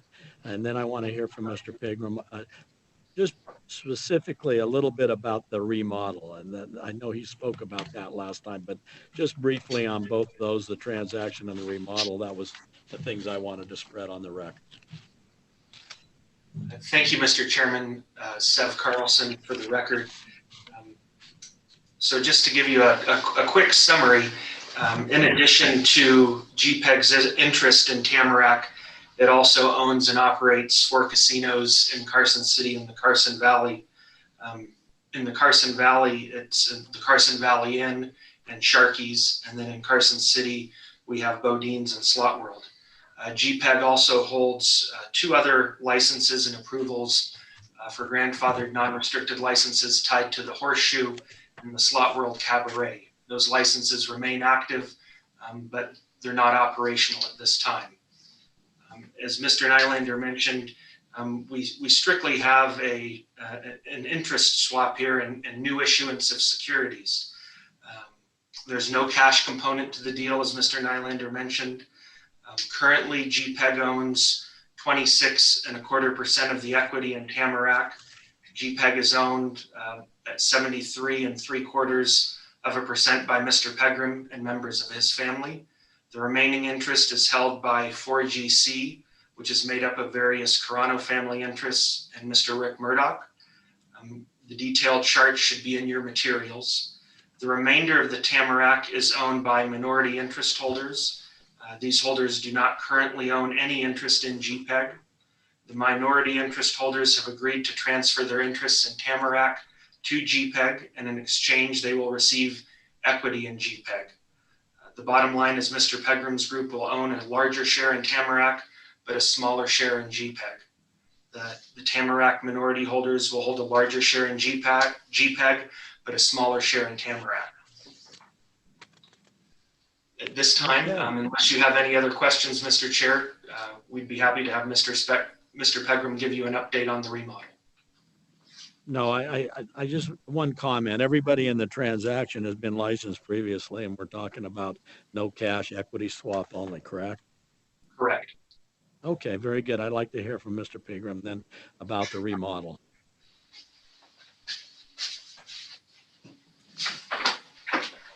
Good afternoon, Chairman, members. My name is Mike Pegram. I'm the managing member of GPEG. We've been very excited on our remodel up at Tamarack. We started during the closure with the pandemic in early May. Our first phase has now been completed, which was the remodel of the cafe and the remodel of the existing casino bar. We spent a lot of time on it, and it turned out absolutely beautiful.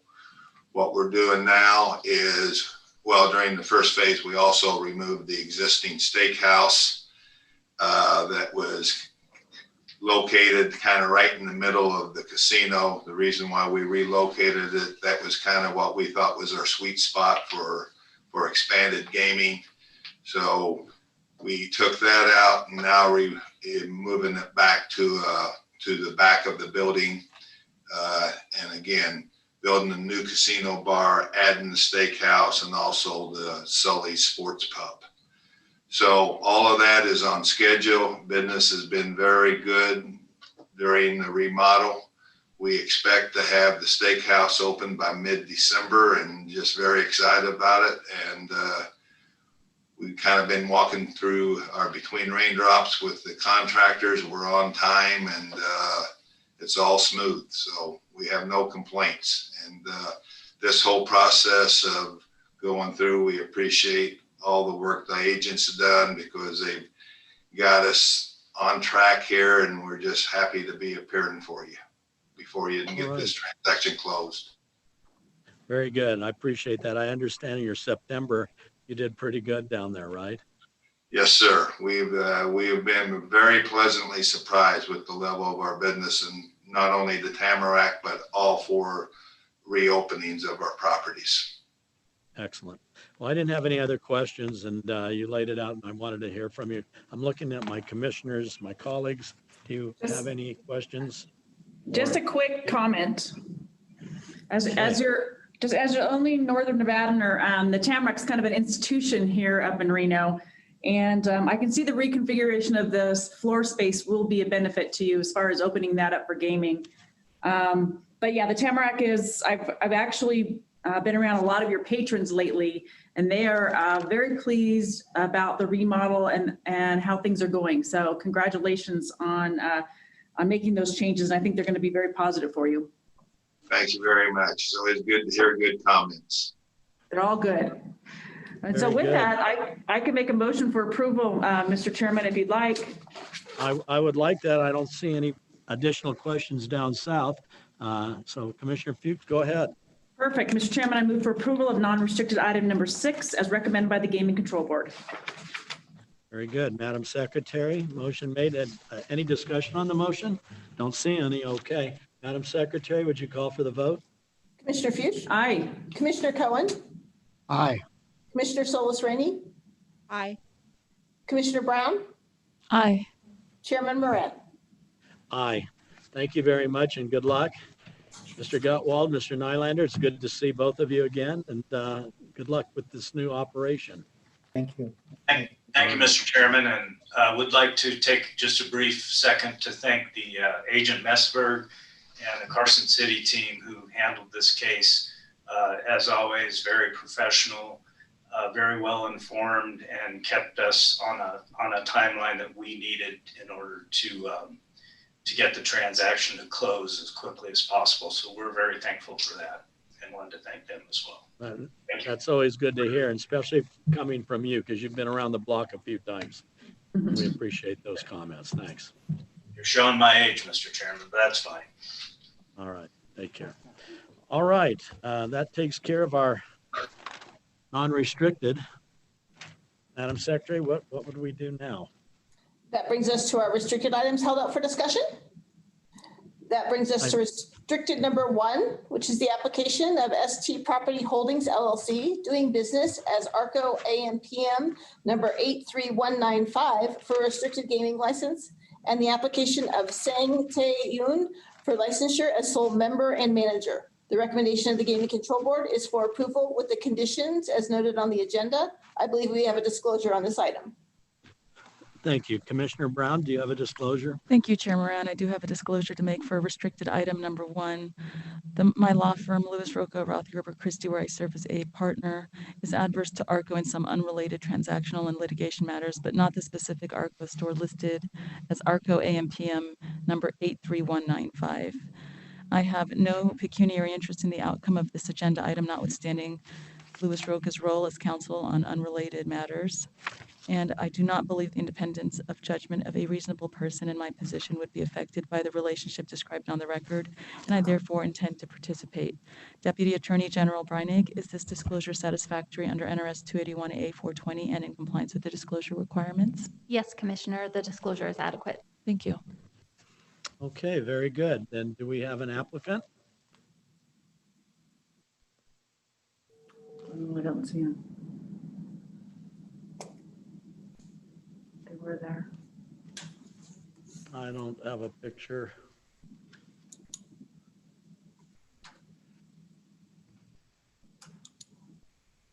They're there.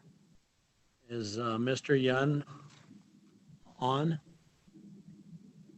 It looks like he's in the list. I think they must be trying to get him online. Okay. He is logged in. He is just on mute at the moment. He needs to unmute. Okay, do you want to pass this and take the next item in order? Or what's the pleasure of the commission?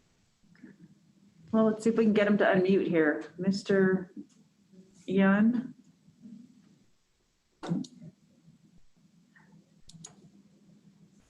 I would pass. Oh, there he is. There we go. Oh, we can see. Yeah, okay. Can you see us? I don't know why it happened, but it was on mute. Hello. Yes, I recognize you from the last time you were on Okay, TV. right. Good afternoon, All right. commissioners. Good afternoon. Well, this is, do you have a presentation? You want to tell us a little bit about your history very briefly? Because we know some of it. You were in the South Korean Army, right? Correct. Okay. And what's that? Okay. Let me start with brief information. Are you hearing me? Yes, I can hear you. Thank you very much. My name is Hyun-Chun Kim. I'm the CPA for the business, and Mr. Yoon and his business, ST Property Holdings LLC. And then last board meeting, we have approved under only 2 conditions. And then we completed those 2 conditions successfully. So today, I think there is any more issues regarding our license here. So we did not prepare any presentation today because we was not asked to present a presentation, but I'm willing to answer you any questions if you have. All right. All right. Very good. I know that he hasn't been licensed before, and that's why we wanted to have him in front of us so we could say hello and make an acquaintance. one thing is he's putting in $1.2 million from his savings. Is that the source of those funds? Yeah, correct. Before I go into this gas station convenience business, I did real estate rental business in Las Vegas for about 7 years, for about 93 units of condominiums in Las Vegas. So we sold that property in 2019, and I got cash from that business, and then invested in gas station convenience store. All right. And so you're taking that 1.2 million that you have, and you're combining that with 1.8 million that you borrowed from Nevada State Bank for a total of $3 million, correct? Correct. So you've got all your own money in there. Correct. Correct. You better do a good job. You got Yeah. investment there. It's tough time for business, but I'm trying my best. Okay. Tell me a little bit. Do you have there's a condition here for a slot route operator. Have you made contact? Do you have a slot route operator? Yes, I've signed a contract for service with the router operator. I'll explain a little bit. We already emailed the contract here with the Best Bet Products Inc. It was effective from September 10th of 2020. Okay, very good. Now let me ask you this. Where are you at with the compliance seminar? Yes, we already received a verification letter from the control board saying that Mr. Yoon successfully completed his licensing seminar here. This is a verification letter here. Okay, very good then. All right, well, I didn't have any other questions for you, but I did want to see you here in front of the commission for the first time and make sure that you have those condition requirements under your belt and taken care of. So I'll look at my fellow commissioners and see if they have any questions. And if they don't, I Just had a quick question. Commissioner Solis Rainey. Yes. Hi, Mr. Yoon. Thank you for being before us today. How are you? Hello. Can you hear me? Yeah, I can hear you. Okay, great. I just noticed on your application that you're here you're in the United States on an investor visa. How long is the term of that visa, and is it easily renewable? Oh, it's renewable, easily for every 5 years. Yep. We call it a E2 visa. It lasts for 5 years, and after 5 years, he can renew it whenever it is required. I think the most important thing is the hiring. So I have 6 people hired right now, so it shouldn't be any problem. Last time I hired only 2 people, but it was renewed without any problem. Okay, thank you so much. Thank you. All right, very good. Any other questions? Commissioner Brown. Hi, Mr. Yoon. How are you today? Fine, thank you. Wonderful. Thank you for appearing before us. It's a pleasure to meet you, even though it's not in person. Can you tell me how business is going right now? Are you actually open now? Are you operating? Yes, I took over this business in late February of this year. As you know, we are in Corona pandemic situation, very terrible business situation. But luckily, my business is even better than previous ex-Corona time, because we are so-called essential business. The convenience store and gas station, as you know, is the essential business. So I'm sorry for other business owners, but we are even better right now, in terms of convenience business. The sales of gasoline, the fuel is a little bit reduced, but overall business volume is higher than last year. I'm very happy to hear that, given the substantial investment that you've made after building your nest egg from your other business for 7 years. And I also have to ask, I noticed you went to the San Diego Golf Academy. With your busy new life with the business, do you have time to golf? Yeah, that's my best hobby. Actually, I wanted to do, golf-related business, but I found out that that's very difficult to make money, so I gave up and to other real estate and gas station business. Currently, he is focusing on his business, and because of the pandemic situation, he's not playing at all. But he will. That's the only hobby he has, as far as I know. Well, I hope you make time for yourself because I'm sure it reduces stress, and make sure you play a little bit of golf to keep yourself happy. Thank you very much. I'll try to do that. Thank you, sir. All right, very good. I don't see any other questions. Do we have a motion?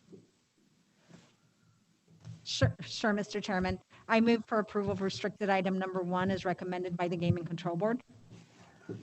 All right, we have a motion made. Madam, any comments on the motion? None? Madam Secretary, would you like to call for the vote? Commissioner Fuchs? Aye. Commissioner Cohen? Aye. Commissioner Solis Rainey? Aye. Commissioner Brown? Aye. Chairman Moran? Aye. Motion carried, and good luck. You're approved, and have a great day. Thank you Thank very you, much. Commissioners. Thanks a lot. Thank you very much. Thank you for coming down today. Good luck. Thank you. Thank you for having us. Bye-bye. All right, next item.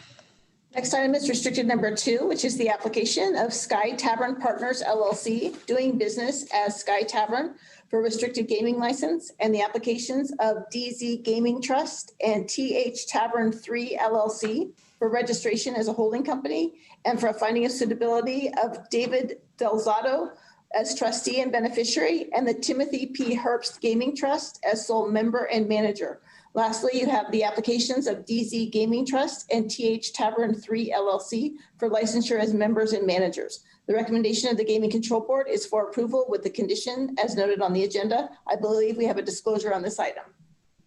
All right, thank you, Madam Secretary. Mr. Gutwald, good afternoon again. Good afternoon, Dennis Gutwald. Oh, with the that's law firm. right. Yeah, The disclosure. One moment. I want to let Commissioner Solis Rainey has a disclosure, I believe. Or I'm sorry, Commissioner Cohen. Nice to see you, Mr. Gutwald. Thank you, Mr. Chairman. As I previously disclosed on the record, Timothy B. Herbst Gaming Trust, while they are not a specific, client, Tim Herbst and his family have been longtime friends of mine. We do other work for related companies of the Herbst Gaming Trust. I have no pecuniary interest in the outcome of this agenda item. I intend to fully participate.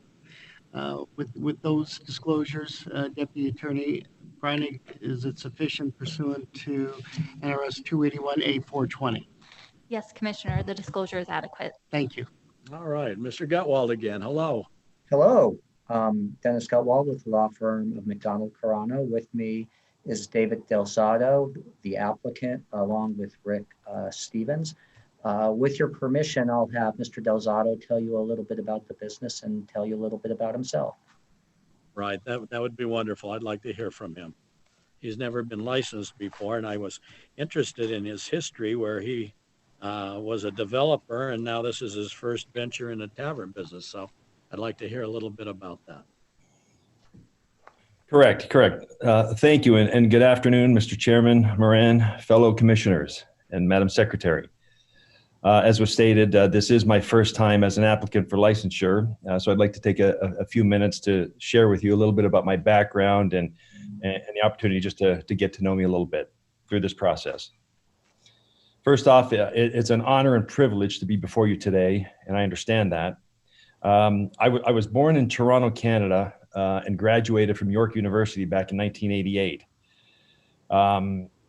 My family has been in the construction and real estate business for over 80 years and is an industry leader and the largest high-rise condominium developer in Canada. Tridel, which is our family company name, and the related companies have delivered approximately 80,000 units since inception and currently manage another 72,000 high-rise condominiums throughout Canada. In the early 1990s, after spending a couple of years in my family business, I wanted to go out on my own, and I moved to the U.S., to Dallas, where we had some family real estate investments, eventually settling in Las Vegas in 1992, where I formed and began Remington Homes. For the next 20 years, Remington Homes would develop and build over 500 single-family homes, engineer and develop over 3,000 lots, and is a past recipient in the custom home division for Street of Dreams Best in Show.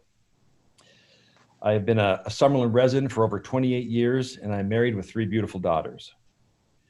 After the 2008 recession, I turned my attention to commercial development. My emphasis is primarily neighborhood shopping centers in the greater Las Vegas and Phoenix markets. Well, today the scope of these projects is approximately just over 1 million square feet of retail development spread across about a dozen sites. Locally, you may know a couple of them. Mountain's Edge Marketplace and Sky Canyon Marketplace are 2 of our larger centers, both of which are currently the primary retail centers for these very successful master plan communities. In an effort to grow our business after the 2008 recession, Remington partnered with Terrible Herbst, where we developed and build auto plazas and are members in the leasing business. All of these gas stations, C-store, and car washes operate with space leases for the gaming component. Currently, we have 2 locations completed, 1 under construction, and another 4 in design. Sky Canyon Marketplace presented the opportunity for a tavern use, and I, subject to licensing approval, saw an opportunity to expand the successful partnership with the Herbst family, who are great partners and operators and very well respected in the industry, as you all know. Having said that, the Herbst Group will be responsible for the day-to-day management of this tavern. At this point, I would like to thank both the control board and Agent Locker for all of his diligence and professionalism through this process, and Nevada Gaming Commission for your consideration of my application at this time. And I'm happy to answer any questions that you may have at this time. All right, I saw from my handout materials that you have about 48% in this deal. You're the largest owner, is that correct? Correct. Yeah, okay. It's just myself and the Herbst family. Right. Okay. All right. Good. And you're basically, this is your first go around. How did you get from developing all these big high rises into that? I guess it's through your relationship with the Herbsts and the auto centers. The high rise is strictly in Canada. That was the family business growing up. When I moved to the U.S., I focused primarily on single family residential for the better part of 20 years. Pivoted into commercial after the recession. And the opportunity with these commercial centers, as you know, there's neighborhood restaurants, shopping center, or grocery stores. This was an opportunity to create a tavern. And with our relationship already in place with the Herbst family on the gas and C-store, I decided to take the plunge into the tavern business. Excellent. Excellent. Yeah. I just so you know, I put you on the agenda as opposed to consent because you've never been for licensing before. And I did want to get a chance to meet personally, which I have. And I have the greatest admiration for the Herbst family, wonderful family. They are. Nevadans and really, really good salt of the earth kind of people. So I'm glad to see that for your first venture, you've got them. They're very knowledgeable. You've got them helping you along. So. Yes, well, I was raised kind of in that best in class type of environment, and I truly believe the Herbst family represents that in the businesses that they're involved in, and our relationship has been great. So we looked at expanding it. Yeah, I had the opportunity to represent Jerry Herbst's mother when she was alive. That's how far back I go. But when you're an old guy and you've lived here since '47. You end up knowing most of the people that are really solid. They're still around and their families are around. And he's one of the ones, and great guy he was. And so I just wanted to make those comments. I'm glad I could talk to you on the record. I'll ask my fellow commissioners if they have any comments or questions or a motion. Hi, how are you today? Good, how are you? I'm well, thank you for asking. I am curious whether or not you're on track with the construction and the anticipated opening date of January 2021 in light of current issues facing our state with the pandemic and potential delays. Thank you for the question. We are on track. The shell of the building has been completed. The tenant improvements are underway, and we're actually on track to kind of complete construction end of December. But given the holidays and things, it'll roll into January. So we are planning a January opening. Thank you very much. Thank you, Commissioner Brown. Commissioner Cohen, anything? Commissioner Solis Rainey, Commissioner Fuchs? I'm good, thank you. All right. I'm ready for a motion if somebody'd like to make one. Thank you, Chair Moran. Mr. Chair Moran, I move for the approval of the restricted item number 2 as recommended by the Gaming Control Board and as read into the record by Madam Secretary. Thank you, Commissioner Brown. Any comment on the motion? Seeing none, I guess, Madam Secretary, we're ready for a vote if you'd call it. Commissioner Fuchs? Aye. Commissioner Cohen? Aye. Commissioner Solis Rainey? Aye. Commissioner Brown? Aye. Chairman Moran? Aye. Motion passes, and it's nice to see you, sir, in front of us, and hope to see you again soon. Thank you, Mr. Gutwald, for coming down this afternoon. And, Thank you. I wanted to just take a second to thank Agent Walker. He's retiring next month, and he's been one of your best agents over a long time. He's made the board proud. As I said at the board meeting, as a former agent, it's been a lot of fun watching him work because I see his thoroughness and the detail, and I'll miss working with him. And that's it. Thank you. Thank you for that feedback. We appreciate that. Well, have a good day. Thank you to the commission. Thank you very much. Thank you. All right. Madam Secretary, what does that bring us to now? That brings us to restricted item number 4, which are the applications for licensure of 7689 Tavern LLC to receive a percentage of revenue from Sartini Gaming LLC and Jason Talati, the JCT Special Trust, the Justin Seth Moscow Family Trust, and Stephen Chiramusti as manager or member as noted on the agenda. The recommendation of the Gaming Control Board is for approval. All right. Thank you, Madam Secretary. All right. Mr. Hicks. Hi, good afternoon, Mr. Chairman and ladies and gentlemen of the commission. It's a pleasure to be here today. I'm Bud Hicks. I represent the parlor in this matter, and with me today is Mr. Stephen Chimiruski.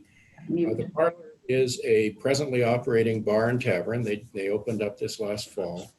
They have a licensed slot route operator, and they're Sartini Gaming. And this is an application for the operators of the tavern, that is 7689 Tavern LLC, to share in the gaming revenues at this location. The partners include Jason Talati and Justin Moscow, both of whom have been in front of the board and commission on multiple occasions. They are involved in the Flowing Tide pubs here in Northern Nevada, and they are partners in this operation with Mr. Chimiruski. This is the first time for Mr. Chimiruski to be licensed, and so if I may, I will introduce him. By the way, I would indicate that he is, as indicated in your agenda, he is a member of this LLC, and he is also the on-site general manager for this operation. And so he serves up that role. And with that, Stephen.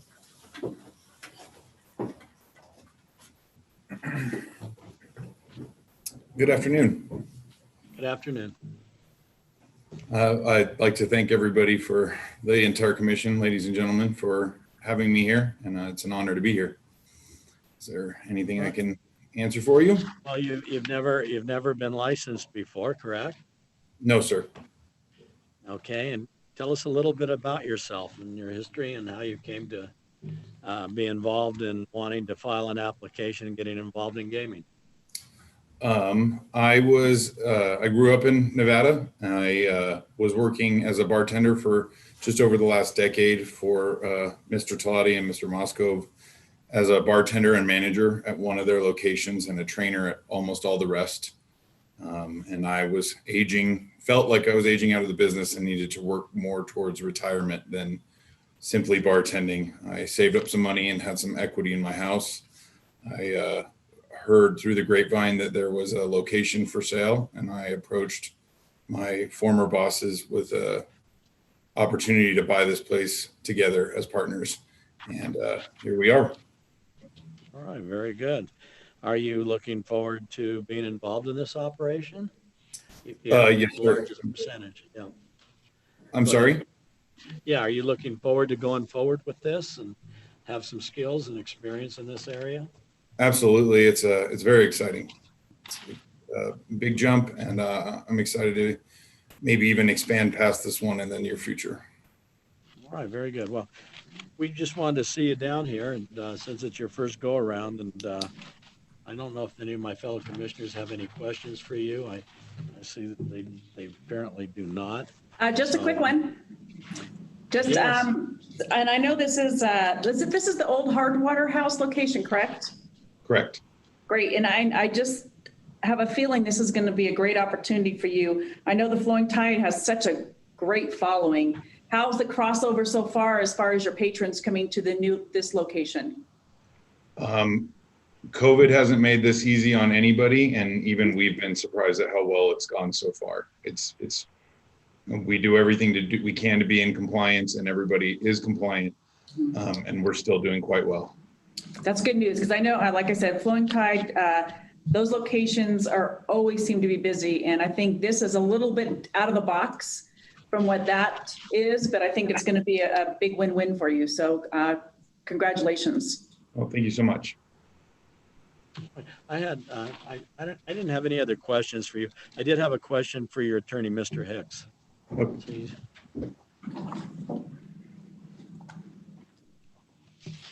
Yes, Nice Mr. to Chair. see you, Bud, down here. Thank I wanted to ask you on that removal of the condition. I see there was a final payment made. Mr. What's going on Moss. with that? Yeah. Well, I think we'll be in front of you next month. Okay.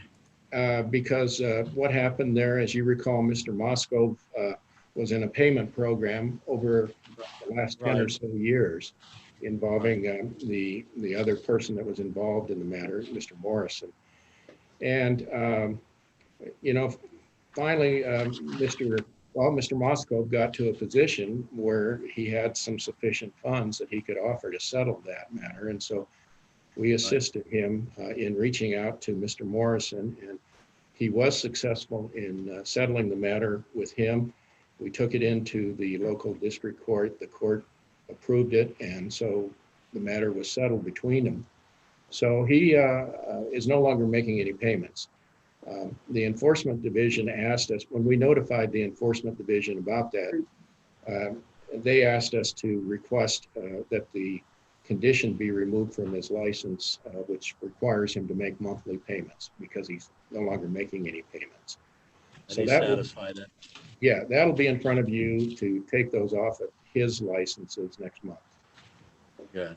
Because I remember this case from being on the front end of it, and I wanted to be able to be on the last of it because it's one of the cases where somebody tells us they're going to do something and they do every bit of it. And I always like it when a young person lives up to their word and tells us this is what they're going to do going forward, and they actually do it. It's refreshing. Well, thank you, Mr. Chairman. And, the other part of it too is that the Gaming Commission listened to us 10 or so years ago when we came in front of you on this incident and gave him a chance. And because otherwise he would have lost his licenses. And so it's a story of how this system can work very well. And so you'll see us next month. Well, you did some good lawyering there, I remember, and it worked out very good. So anyway, I'm ready for a motion on this if any of my fellow colleagues want to make one. Sure. Mr. Chairman, I move for approval of non-restricted item number 4 as recommended by the Game Control Board. Or sorry, restricted number 4 is recommended by the Game Control Board. All right, thank you, Commissioner Fuchs. We have a motion made, not seen any discussion. Madam Secretary, would you call for the vote? Commissioner Fuchs? Aye. Commissioner Cohen? Aye. Commissioner Soltis Rainey? Aye. Commissioner Brown? Aye. Chairman Moran? Aye, motion passes. Mr. Hicks, please give my best to Mr. Musgrove. And it's always good to see you, and good luck to your clients. Thank you very much. All right. Madam Secretary? Mr. Chairman, can I jump in really quick here and just a quick comment, if you don't mind? Sure. Sure. I just want to say, and because it's kind of come up a couple times, and Nevada's considered the gold standard because of our board and staff and its rigorous investigators. And they really lay the foundation of success for the Nevada gaming industry here. And days like this, when we have so many applicants and our first item with all the individuals, I really want to express my appreciation for Chief Lobbying and Investigative Team. I think there's a lot of work, and we hear from the applicants a lot of times, and I know you've been asking, and I think it's always good to hear about the competent, enthusiastic investigators we have. And I think a day like this just makes me appreciate them even more. So just a quick comment. All right. Thank you, Commissioner Fuchin. I couldn't agree more with you. Our job is made tremendously easier by virtue of our investigative staff and what they do for the state of Nevada. Pretty impressive. When you get feedback from all these applicants that is so positive, it really tells a story about, the competency and professionalism that our staff does. Having said that, I guess we're ready for the next item, which I think is a complaint settlement, Madam Secretary. That is correct. For your consideration, you have a stipulation for settlement and order settling the complaint filed in the matter of the Nevada Gaming Control Board versus SSM Gaming LLC doing business as SSM Gaming, case number 20-11. Okay, and are we going to have who's representing the state on this? Mr. McCullough, good afternoon. Good afternoon, Chair Moran, members of the Commission, Madam Secretary, members of the Board. For the record, I am John McKellar with the Attorney General's Office, and I'll pause here because I know Mr. Burnett is here on behalf of the respondent. Very good. Mr. Burnett. Thank you, Mr. Michaela. Mr. Chairman, members of the Commission, Madam Secretary, A.G. Burnett from the law firm McDonald Carano, representing SSM Gaming, along with Mr. Dennis Gutwald, who you just recently saw, located in Las Vegas, and our client, SSM's representative, Mr. Mike Berry, who is also on the line. Very good then. All right, I guess we'll start with Mr. McCullough then and bring us up to steam on this. And I understand there's a settlement. Thank you, Chair Moran. Yes, there is. We have a stipulation for your consideration, which settles a complaint filed by the board against SSM Gaming LLC, doing business as SSM Gaming. SSM is a slot route operator. This complaint flows from 4 instances of SSM failing to ensure the gaming employee registrations of 4 of its employees were renewed, causing SSM to employ these 4 gaming employees without current gaming employee registration, and 1 instance of SSM failing to enter a termination date for an employee into the board gaming employee registration. Through the settlement, SSM admits the violations as alleged in the complaint. The settlement resolves the complaint by SSM agreeing to pay a fine in the amount of $5,000. And that is my presentation on this issue for you today. If the commission has any questions, I would be happy to answer them. Otherwise, I ask the commission to approve the stipulation for settlement. Thank you. All right, Commissioner Cohen. I just had a quick question for either Mr. Burnett or Mr. Gutwald. What safeguards are now in place with the licensee that this won't occur again where it results in a complaint? Yes, Mr. Cohen, A.G. Burnett for the record. As outlined in the stipulation for settlement, there are some remedial measures that have been enacted by SSM. And those include, firstly, hiring an outside consultant to assist the company to periodically audit the company to ensure that these things don't slip through the cracks again. The person has already been hired and entered into an agreement with SSM, and that person is former Audit Division Chief Shirley Springer.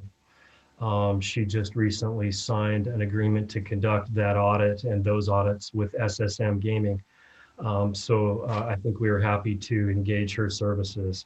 In addition, the company is going to audit its internal procedures and change the policies and procedures so that these checks are done and that this doesn't happen again. And then lastly, Commissioner Cohen, the company is going to train its current staff on conducting compliance with these requirements. It's a very small company, and their goal is to ensure that this does not happen again. Thank you, Mr. Burnett. Appreciate it. Thank you. Any other commission questions? Commissioner Fuchs, did you have anything up north? No, sir. Thank you. All right. What's the pleasure of the commission? Thank you, Chair Moran. Well, with the safeguards in place and the consultant that's been retained already, I think it's a step in the positive direction. And I am comfortable accepting the recommendation for the settlement of $5,000. All right, we have a motion. Is there any discussion on the motion? Not seeing any. Madam Secretary, would you call for the vote? Commissioner Fuchs? Aye. Commissioner Cohen? Aye. Commissioner Solis Rainey? Commissioner Brown? Aye. Chairman Moran? Aye. All right, motion passes, and the stipulation is to also execute the order. And good luck, and I hope we don't have a repeat. So, all Thank right, you. that takes care of that item. Commissioners, thank you. Next item, Madam Secretary. That brings you, next for your consideration, you have a regulation petition filed on behalf of Sightline Interactive LLC and Sightline Payments LLC regarding the adoption of amendments to Nevada Gaming Commission Regulation 5.225 as noted on the agenda. All right. I had received that petition, and I forwarded it out to my fellow commissioners that are all familiar with it in their materials. Subsequent to that, I understood and found out that the board, through Mr. Katsaros, is having a workshop on November 5th at 11 o'clock that's been noticed. I would suggest and ask my fellow commissioners to consider that we accept that petition and send it to the board workshop for it to be workshopped with the other matters that are being considered that surround this particular area. So I want to make that on the record, and I'll just look to my fellow commissioners. Commissioner Cohen, you had indicated you might have something you wanted to comment on. Thank you, Mr. Chairman. On the, I'm absolutely in favor of accepting the petition for adoption of an amendment to the regulation. I do think it's critical for this to be vetted at the workshop, because I do believe that this is going to have substantial industry concerns on both sides of the line. I think you're going to have some casinos who are saying, no, we want the people to come in, know your patron, and others are going to say, in today's difficult times due to COVID and the rest, we want to increase business subject to safeguards as much as we can. I just want to see it thoroughly vetted, and hopefully the industry can come up with something, that is somewhat of an agreed upon regulation, if there is such. And if not, then it'll have to be determined at the appropriate time and place. I noticed that we have Ms. Carlton. That's you, correct? Yes. Good afternoon. Okay. Did you want to make any representations at this time on that? It appears that the commission may be inclined to accept your petition and send it to be workshopped by the board. I didn't know if you had any comments, but I saw you on the screen. I didn't want to cut you off, and I'll give you an opportunity to speak. Well, certainly, we had a formal presentation prepared. I'm joined today. Sorry, I guess I should introduce myself. My name is Jennifer Carlton with law firm of Howard & Howard, and I'm representing Sightline Payments. And the executive vice president and co-founder of Sightline, Omar Sattar, is also present. And we did have an affirmative presentation, but it sounds like we need to pivot a little bit here because, as you pointed out, this issue, although our petition is limited specifically to Regulation 5.225, specifically with regard to account wagering, it was not intended to be a petition to impact interactive wagering or sports wagering accounts, but solely for the limited purpose of addressing remote verification for account wagering.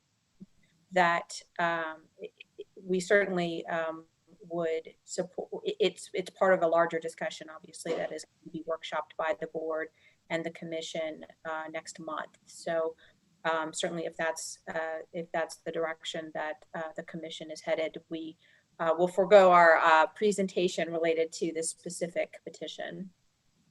All right. All right. Well, I certainly here and available if you wanted to do your presentation, but you know, sometimes when you're in court, the judge says, don't talk yourself out of it, right? Exactly. And it's been a long day for everyone, I'm sure. Yes, yes, it has been, but we're here if you did want to say anything, but it sounds like there's a motion will be made to refer it back to the board workshop and accept your petition. And I read through it. It was a good petition, had a lot of good information in it. And I think that having said that, and the fact that you will not make a presentation at this time, based on what we surmise the board will do, I'll ask my fellow commissioners if they have any comments or if this presentation, or if we're going to have a motion to accept the petition. Chair Moran, a quick comment from myself, and I agree with and echo Member Cohen. I think this definitely needs a workshop. I'm a little torn here. I think I want to hear from the industry. I'm not sure I'm ready to make the change, but I think it's definitely something that needs to be well vetted and discussed. So I appreciate the fact that Member Katsaros is already on top of this. And as Ms. Carlton said, this is a kind of a bigger picture item. And I think it's time for the workshop and pretty necessary. So those are my comments. Very good, Commissioner Fuchs, and thank you for putting that on the record. All right, do we have a motion? I'll make the motion, Mr. Chair. I would move to accept the petition for adoption of an amendment to regulation as submitted by Sightline Interactive LLC, with the caveat that this be referred back to staff for the November 5 workshop. Is that an appropriate motion? Just to be clear, Commissioner, you're moving to accept the petition as a regulation project? Yes, Rather regulation than for project, adoption? not approving the regulation before us. Strictly a regulation project to be workshopped. That's correct. All right, very good. We have a motion made by Commissioner Cohen. Any discussion, further discussion on the motion? No, my preference is Madam to. Secretary, I'd ask you to call the vote on receiving the petition and sending it to the workshop on November 5th at 11 o'clock. Commissioner Fuchs? Aye. Commissioner Cohen? Aye. Commissioner Solis Rainey? Commissioner Brown? Aye. Chairman Moran? Aye, and that we received it, that passes. I would ask Attorney Carlton, will you be participating then in that workshop? Absolutely, yes.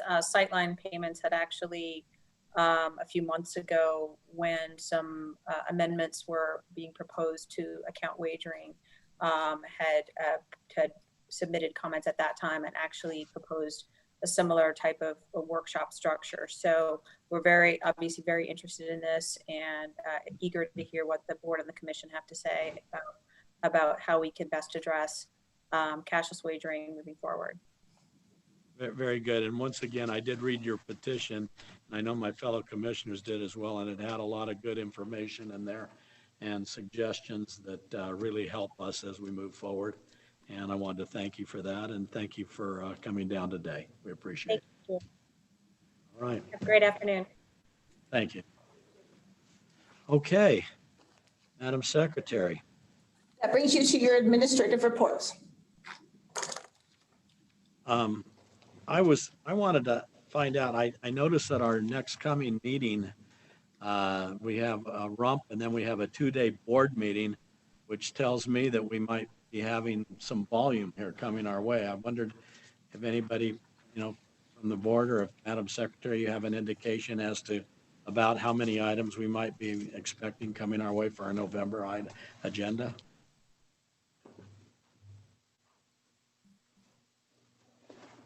Everyone there? I'm here. Do we have kind of a ballpark list of how many items we're going to have? I know that the board is going to a 2-day meeting this time, which tells me that we have some volume. Do we know how many items approximately we're going to have? There she is. Oh, Chairwoman, good afternoon. Mr. Chairman, members of the commission, Chair Morgan. Yes, I did. I don't have the exact number of non-restricted items, but I can sort of have on having a full day meeting. There were a couple of us that had some afternoon obligations. And so we scheduled, I decided to schedule having a 2-day meeting with non-restricted on Wednesday, restricted item on Thursday. And as you mentioned, there's a workshop that is currently scheduled that Member Katsaros is hosting that is scheduled for 11 o'clock. So that's why I decided to spread it out over 2 days. But I can get you the exact items and of course share with you a proposed agenda when it is finalized. All right, thank you very much. That's good. Kind of have an idea of what's headed our way. Thank you, Chairwoman. I didn't have anything further. Maybe one item, our agenda for next year. We've resolved on that, and we have some trips up to Carson City on that agenda, and Yay. the dates are out. So I'll be happy to we have want you to all come up here. to your country. I'm happy to have you all up here in the north. I've missed you all. Oh, we miss going up there. It's been a while. I can't tell you the last time we went up there, but I remember it was a good trip. So Yeah, it's hopefully been a we year get and a back half. to that. Yep, perfect. Yeah. That's Thank a you. long time. Yes. All right, coming your way. Be ready. You got it. All right. I don't have anything else on administrative. Madam Secretary, you want to call public comment now? That item is placed on the agenda to give the public an opportunity to comment on gaming related matters. We did not receive any emails during the course of the meeting. All right, very good. Any comments from the commission? None? Seeing none? Okay.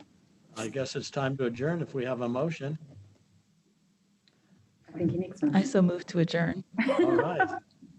We're all done. Thank you very much, Thank you. everybody. Thank you, everybody. A Have lot a of great work went into afternoon. that and appreciate it. Thank you. Have a good day.